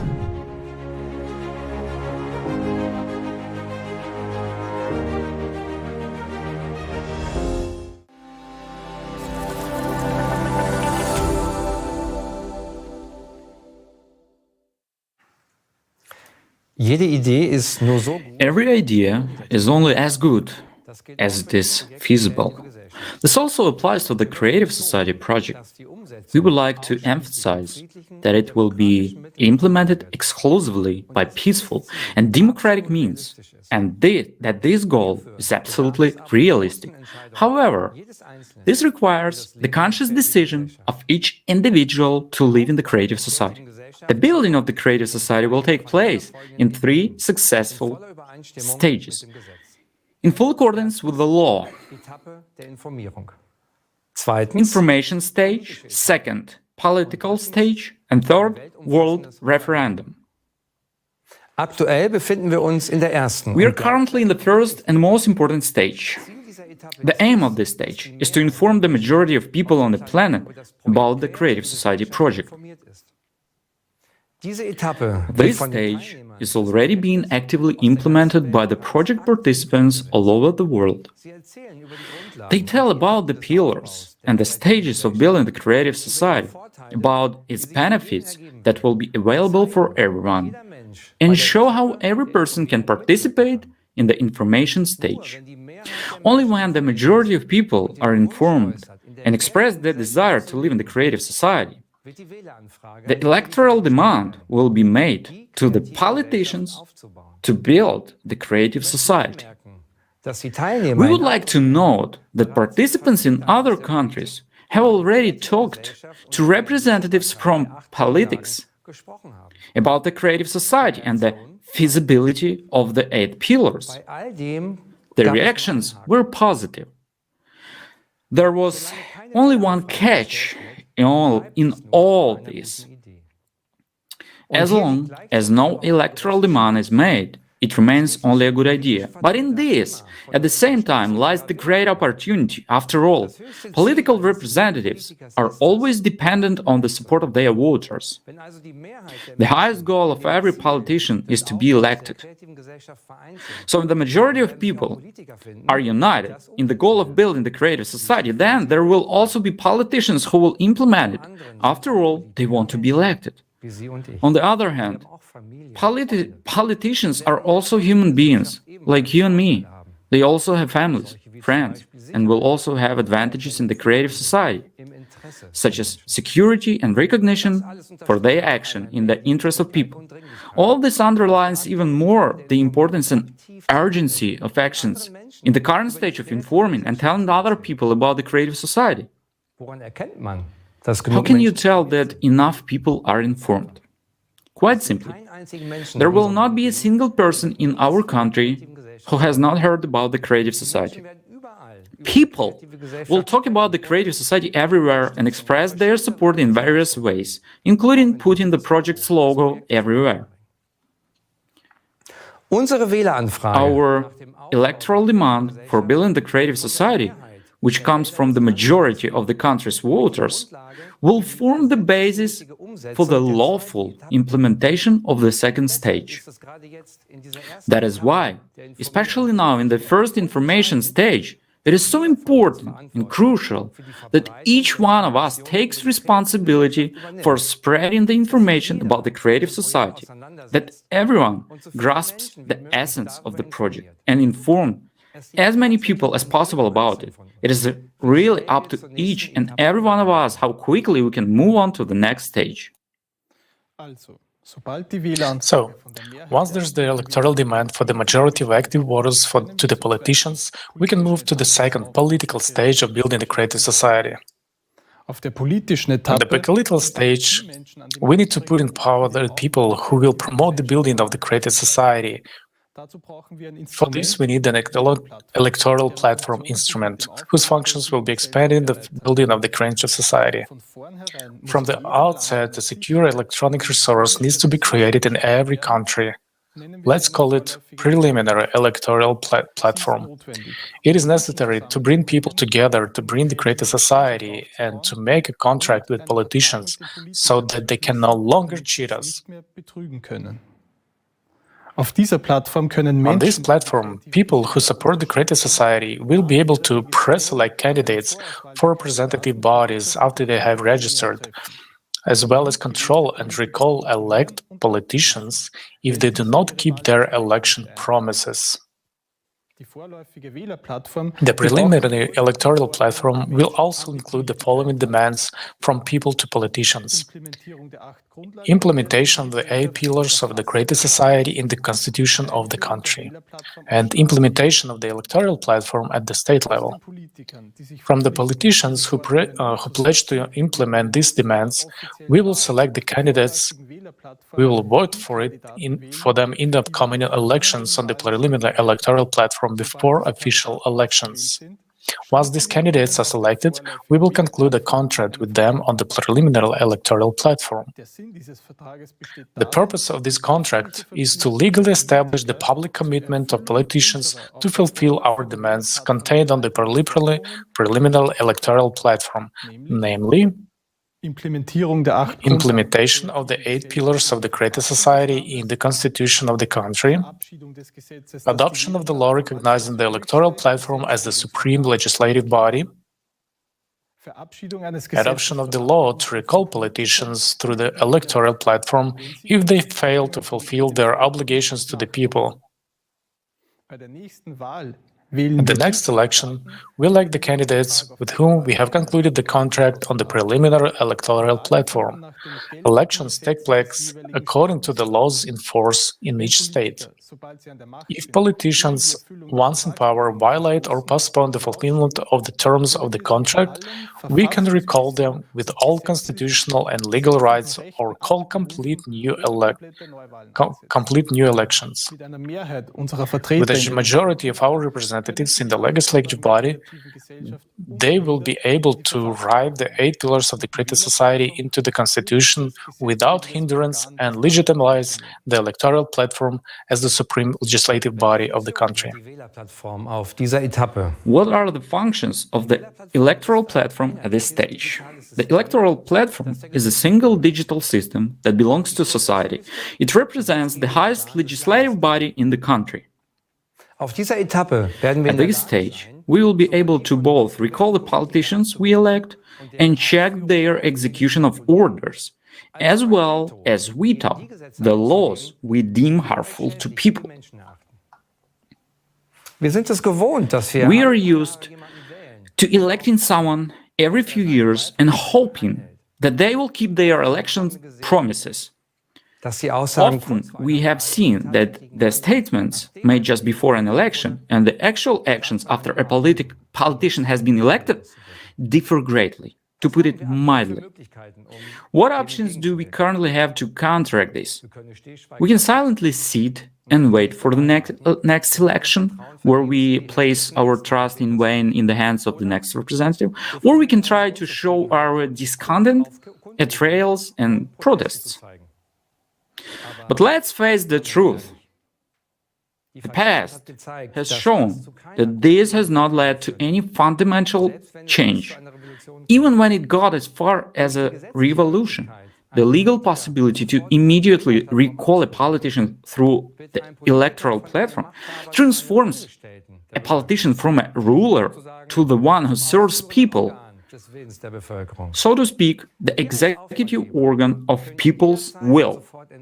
We as employers, as an employers, can dismiss him at any time and immediately if he doesn't act in the interest of an entire population. Let us summarize. We use the existing policy as an instrument to bring about, on the basis of the existing laws and by peaceful means, those changes that are actually in the interest of people. Thus, the aim of the second stage, on the basis of the existing laws of the countries, firstly, is to include the 8 pillars into the constitution, secondly, to pass a law making the electoral platform the supreme legislative body of the country, and thirdly, to introduce the mechanism that allows us, people, to immediately recall an elected politician and put another in his place.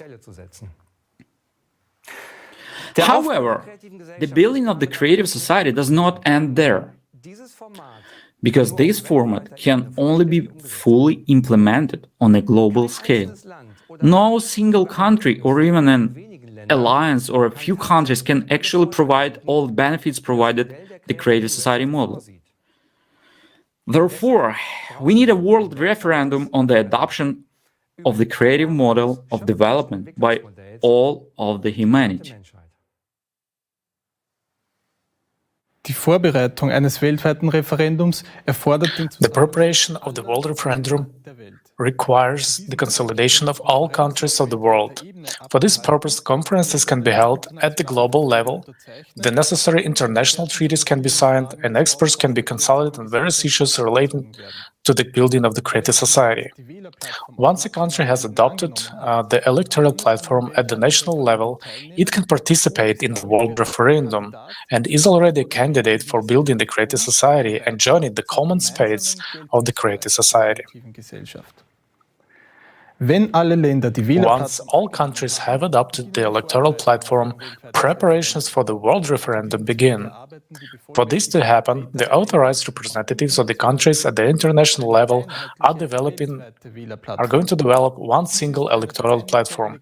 This is a unified electronic resource accepted by all countries as a fundamental element of people's power. With the help of the electoral platform, we will be able to monitor the actions of our representatives in preparation for the world referendum. On this single world electoral platform, the world referendum on the global transition to the creative society will be held through a common expression of will by all people. The referendum also legitimizes the single world electoral platform as the supreme body of power on earth and unites the world into one single civilization. This means that both the adoption of laws, the appointment and dismissal of executives, and all other socially important decisions will from now on be exclusively made by people themselves on the unified world electoral platform. This is the beginning of the true self-government of society. From this point on, politicians are no longer needed as people's representatives. The role of politicians will be purely executive. They will no longer be above people, but will only be elected to carry out certain actions at the request of the people. But they will no longer carry any decision-making power themselves. Through this platform, the decision will no longer be made by individuals or parliament, but by people themselves, in the form of direct democracy. There will no longer be any other way to adopt laws.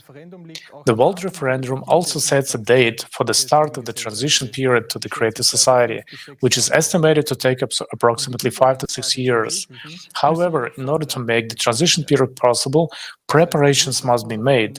That is, the economy must be set on a new course. The necessary laws must be passed, and responsible leaders appointed, expert teams must be informed, and a unified global emergency service must be established. These preparations may take about 6 months from the time of the world referendum. All decisions within the preparation will be made by people themselves, with the help of the single electoral platform, after the experts have worked through the questions. Ab dem durch das Referendum festgelegten Datum für den Beginn der Übergangszeit From the date set by the referendum for the start of the transition period, global demand-led planning of the economy, a single monetary unit, universal basic income for all people will be introduced. Absolutely all debt will be cancelled. Everyone will be provided with free housing, medicine, education. Already at the beginning of the transition period, we will feel significant improvements in our lives. And at the end, when we enter the full-fledged creative society, we will really experience what a human, dignified, free and safe life means. From the moment that the world referendum is held, everything will happen very quickly. We will be one civilization with a common goal of improving the lives of all. Just imagine the giant strides we will be able to make once we unite all our scientific, intellectual, and human potential in one goal to improve the lives of all people. This is precisely the power of unity, the power that comes from the majority once we are united in one common goal. Es wird nur kurze Zeit dauern. It will only take a short time to solve the climatic, social, and resource problems, and to build a world we all dream of. It will open up possibilities that we could never achieve as an individual, single group, or even a single state, especially not in a consumerist form. The creative society is the worldwide unification of all people with the aim of building a world in which human life has the highest value, namely the life of every individual. dass wir A unsere united humanity does not mean that we'll lose our individuality. On the contrary, in the creative society, all national cultures, traditions, and history will be preserved, and everyone will be able to develop their individual potential. This is only a matter of making sure that everyone's life is equally valuable, and therefore everything will be directed towards the improvement of the life of every individual. Do you understand how effective and smart these simple steps and changes are? Why do we have to implement each step first and only then do all the other actions? Right, because then we will no longer be acting separately and divided from each other, but already as one united human civilization. This is a completely different starting point. By combining all our forces directed towards improving the lives of all human beings, we create a leverage force to solve all problems in the shortest possible time and to raise all our spheres of life to a new evolutionary level. The three stages serve to bring us exactly into this starting point. And the wonderful thing about it is that we humans can implement this ourselves. We don't have to wait and hope that someone will do this for us. The creative society is the project of people, for all people. Lassen Sie uns näher auf die Wählerplattform eingehen. Was ist das genau? Und warum ist dieses Instrument so wichtig für die Umsetzung des Formates der kreativen Gesellschaft? Die Wählerplattform ist Let's take a closer look at the electoral platform. What is it? And how important is it for the implementation of the creative society format? The electoral platform is the basis of self-governance in society. It gives to us, the people, the right to decide directly, without intermediaries, how we want to live in society. The electoral platform is a single-digit system owned by the society. This is an easy-to-use app that you install on your phone or tablet. Everyone will have secure access. It will be the only legally enforceable tool for initiating and passing laws. And new laws or drafts will be published on this single platform and will be made available for everyone to see. In addition, everyone will have the right to make proposals for laws that will improve people's lives. Laws will be made by the community itself through voting. Everyone will have an equal voice and will be able to actively participate in the adoption of laws and therefore shape their future and their living conditions. The level of modern technology today makes it possible to create a platform that is fully protected against the possibility of tampering with the results and transparent to all. It would be enough if everyone took about 30 minutes a week to look at initiatives and draft laws. The voting will be clear and understandable to all. It will be enough to vote whether one agrees with the initiative or not. Of course, these bills will not just be arbitrarily created, but will be prepared by the relevant experts and submitted in the form of proposals. Each initiative will be first considered from the perspective of how it will affect people's lives. Experts in the relevant areas of life will not make decisions on behalf of the people, but will only develop, justify, and explain the relevant proposals. The results will be made available on the platform in the form of a ready-made bill with all its advantages and disadvantages for people's lives. Each person will only have to weigh for themselves whether this initiative will improve their life or not. Initiatives can be local and global. Let's look at an example of what such a simple voting platform might look like.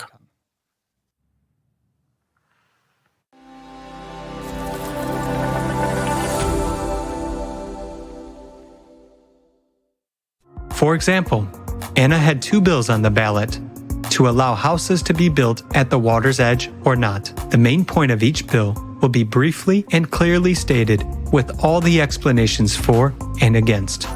The first bill suggests building houses not closer than 200 meters from the shore, taking into account the preservation of the environment. It also provides for a free passage to the water body with a public beach.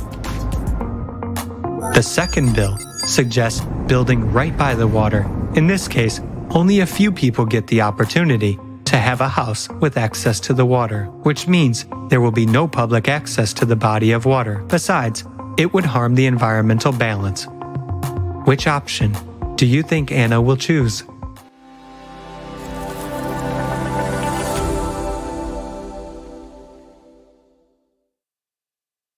Haben wir heute die Möglichkeit, selbst über unser Leben zu entscheiden?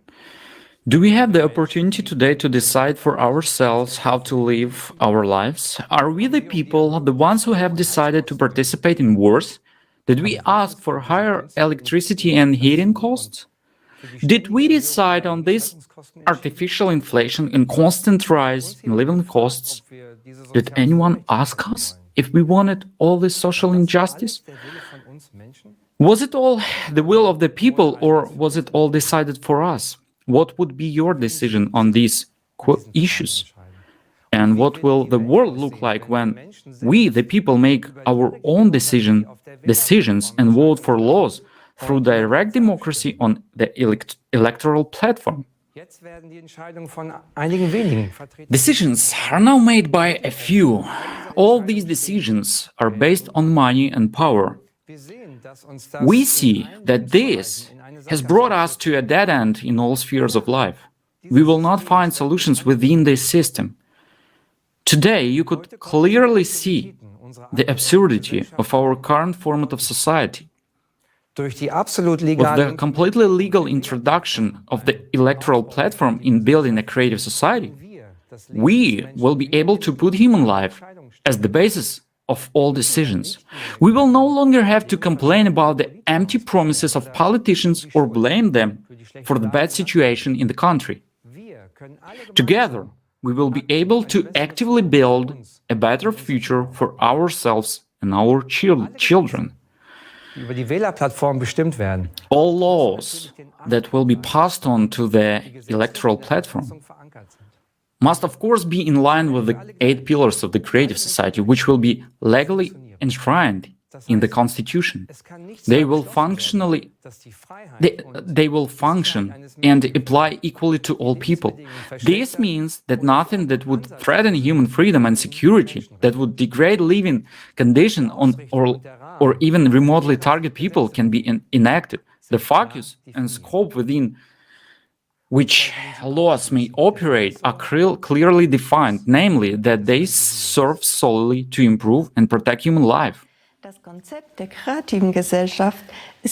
concept of the creative society didn't originate in Germany or any other country, but from a worldwide impulse of people based on the experiences and mistakes of our past. From the analysis of experts, lawyers, political scientists and sociologists.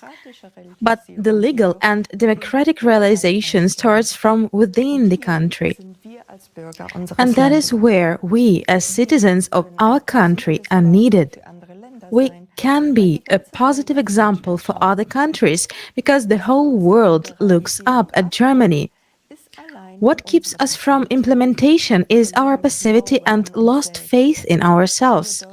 We Germans can rely on our self-organization and willingness to help, and with united efforts implement this plan with a short period of time. We heard that it is not possible to move to the political phase until the information phase is completed and the support of the electoral demand by the majority is secured. Why is informing so important? Because no one will do it for us. It is up to us to act. The will of the people is not a tick on the ballot paper, but the free expression of their will everywhere. When we are ready to tell everyone around us what we want, informing each other is a way of self-organization. We, the people, are responsible for our own lives. If you have a question, what exactly can I do? The answer is to tell your friends and acquaintances about the project. Share the information on social media Use all the opportunities available to you. If you're a blogger, talk about the project on your channel. If you work with people, share the information with your clients. The media won't tell about us until there are so many of us that we can no longer be ignored. In the meantime, we will have to make some effort. After all, each of us can be that decisive voice on the scale in building the creative society. Let's look together at what motivates people to participate and how they inform others.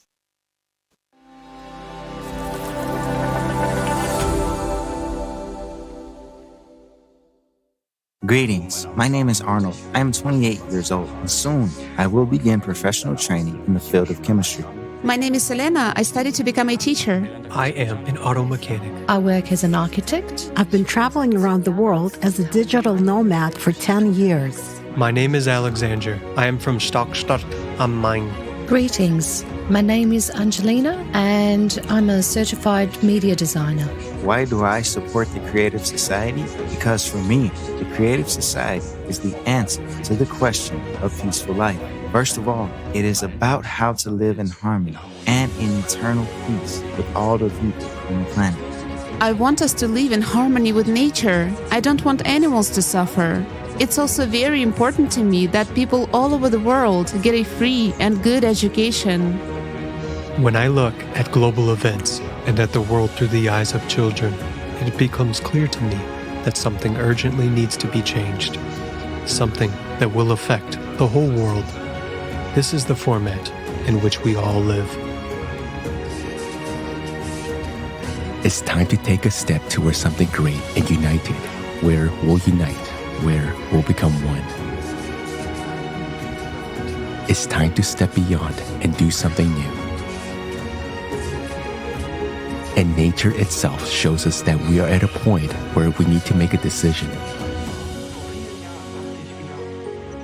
Years ago, I thought, why aren't there people in this world who would finally start to build a world in which we can live freely? That's why I participate in the Creative Society Project. And every day, I see people from many countries supporting this project to build a better world for all of us. I do this first and foremost for myself, my children, my grandchildren, and their descendants. All of humanity needs this, and I want everyone on the planet to have a decent life and life in peace. I read these 8 pillars, and each one of them touched me deeply. It's something I've been looking for subconsciously for a long time. And when I found out that such a project already exists, and so many people are participating in it, I just decided I have to be a part of it. I simply must be a part of it. Because if all the people on Earth unite and act together, then certainly we can create incredible things and live beautifully in unity in the future. And that is the power when people unite in one goal with one vision of the future. That is what is so lacking in this world. Thanks to the Creative Society project, I met many interesting participants. All of them are very different, but all of them share the same goal, which is to build a humane world. Right now, I'm doing voiceover of the female voice in one of the videos for the Creative Society project.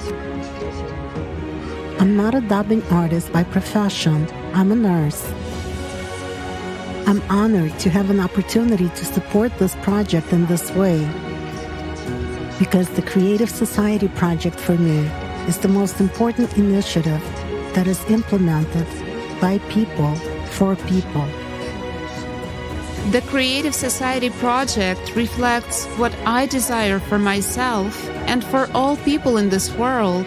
I support it, and try to participate in it as actively as possible to inform all people about this project.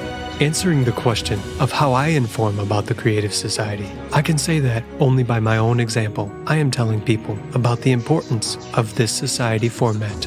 I support the project by informing YouTubers and bloggers. I talk to my friends and relatives. I inform people around me in the area where I live. And I talk to people while I'm traveling. To the best of my ability, I try to inform as many people as possible so that we can move on to the next stage.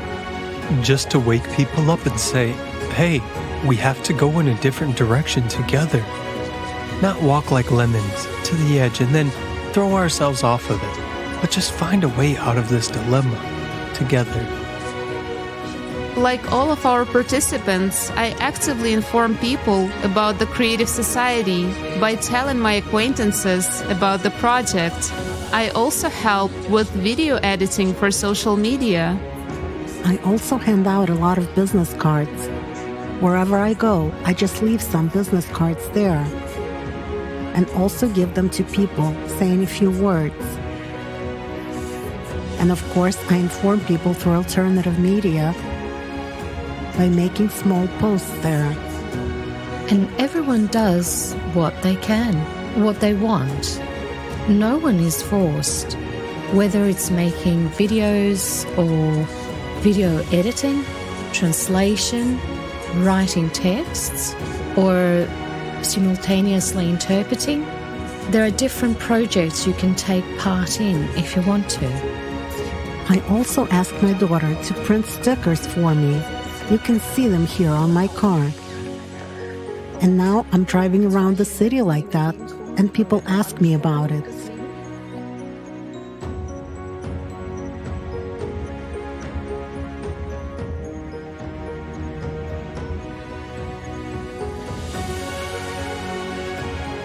I support the Creative Society project in the following ways. I prepare and design informational materials such as flyers, posters, business cards, thumbnails for videos such as the ones you can see on YouTube. I inform people wherever I have the opportunity to do it, like with video or on TikTok. There are opportunities to talk to people everywhere. If we all put a little effort and think about what this project created by people for people will give us, then we'll have an opportunity to change the situation. Each of us has a heart, and we must finally start listening to it in order to build a better world on this planet.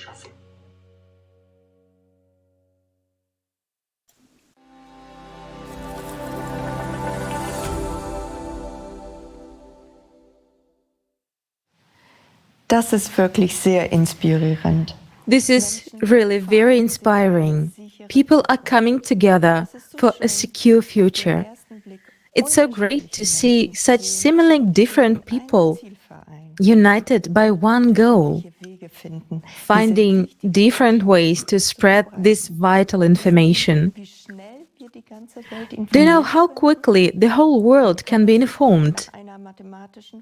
This can be calculated using a mathematical formula. If each person tells 5 more people about the Creative Society, we can implement the first of the 3 stages in just 2 weeks.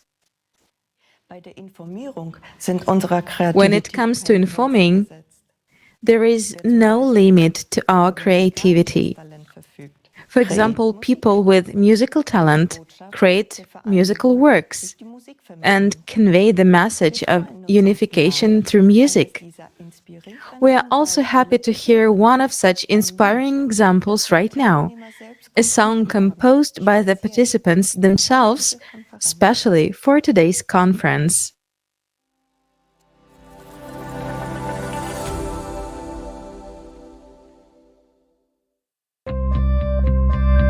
Wir unterschätzen unsere Kraft, wenn wir vereint sind. Jeder wird glücklich leben, in Frieden und ohne Sorgen. Unsere Kinder werden sich frei entfalten können, grenzenlos.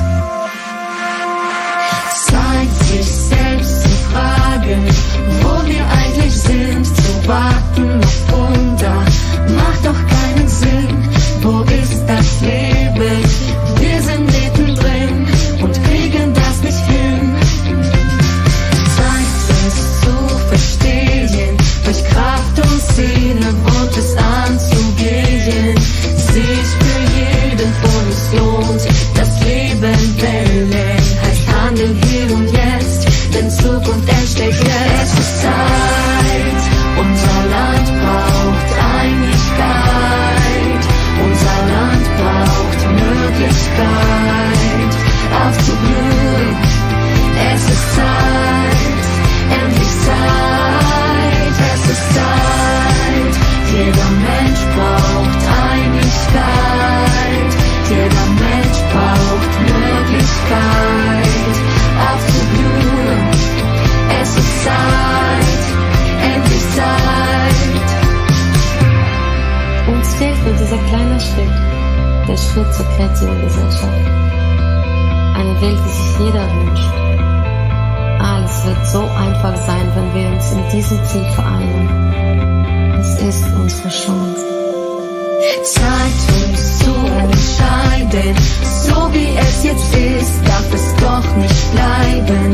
Lasst uns unsere Zukunft selber schreiben, denn das Gute braucht uns, das Wunder liegt in uns. Muss die Hand zu reichen, das Unmögliche zusammen zu erreichen, über allem steht der Herz des Lebens, für alle Menschen gleich.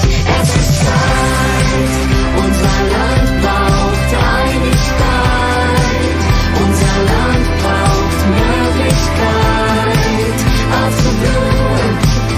Es ist Zeit, endlich Zeit, es ist Zeit. Jeder Mensch braucht Einigkeit, jeder Mensch braucht Möglichkeit, aufzublühen. Es ist Zeit, endlich Zeit. Hand in Hand, zusammen für das gleiche Ziel, vereinen wir uns, die Zukunft kann jetzt kommen, und dafür ist jetzt Zeit. Es ist Zeit, unser Land braucht Einigkeit, unser Land braucht Möglichkeit, aufzublühen. Es ist Zeit, endlich Zeit, es ist Zeit. Jeder Mensch braucht Einigkeit, jeder Mensch braucht Möglichkeit, aufzublühen. Es ist Zeit, endlich Zeit.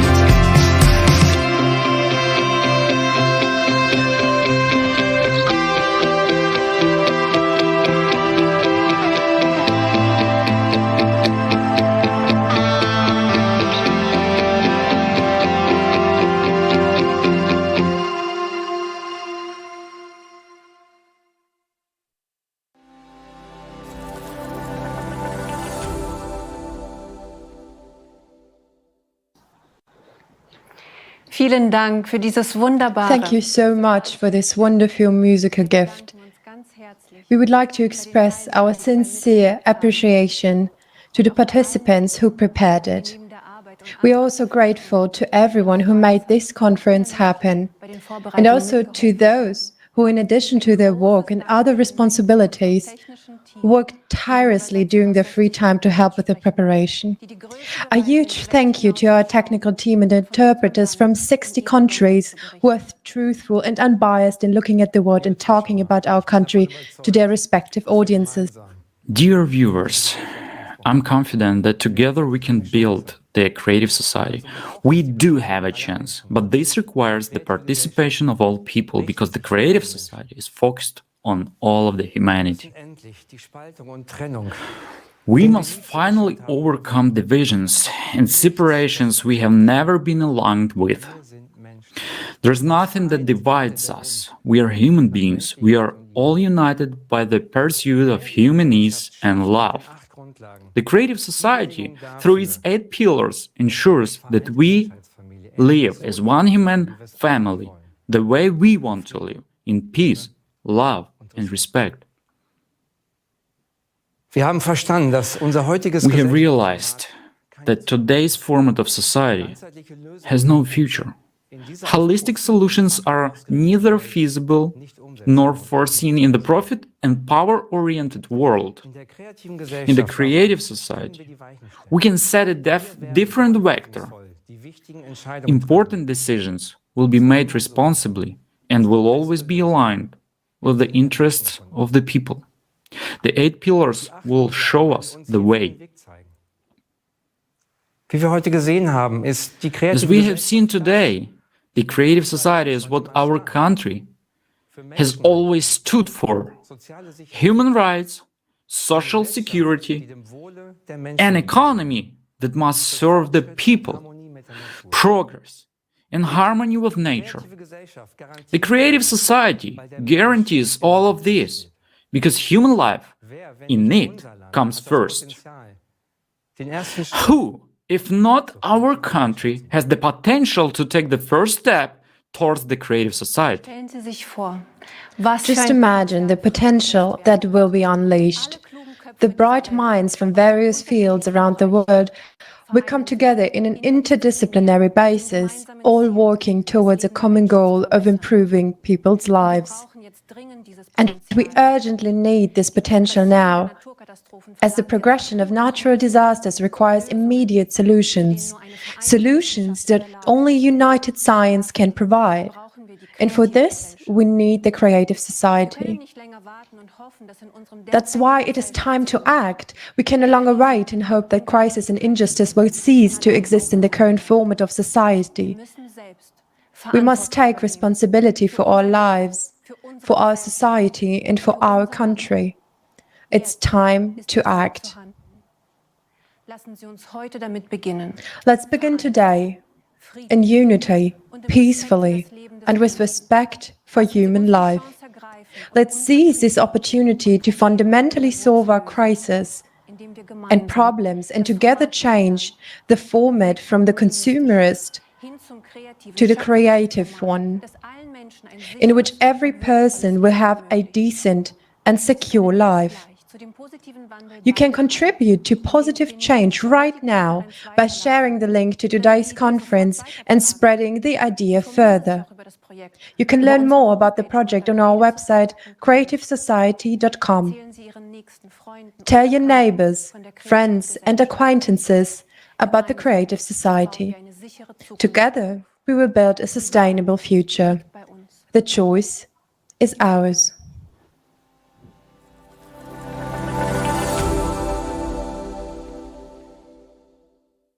Yes, the demand for change is felt very strongly from people around the world. People want this.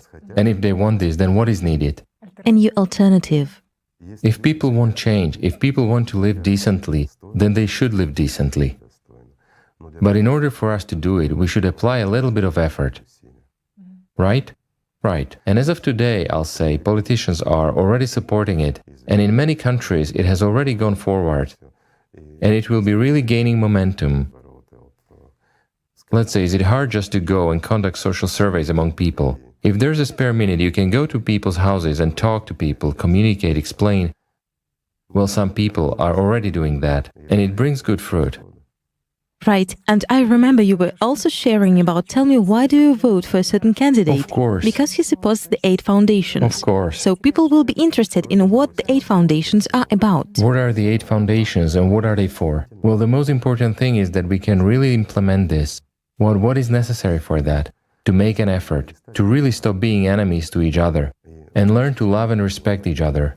After all, we want to be respected and loved, don't we? We do. So let's love each other, and let's respect each other. Let's stop being lazy, and let's get up and go to a brighter future.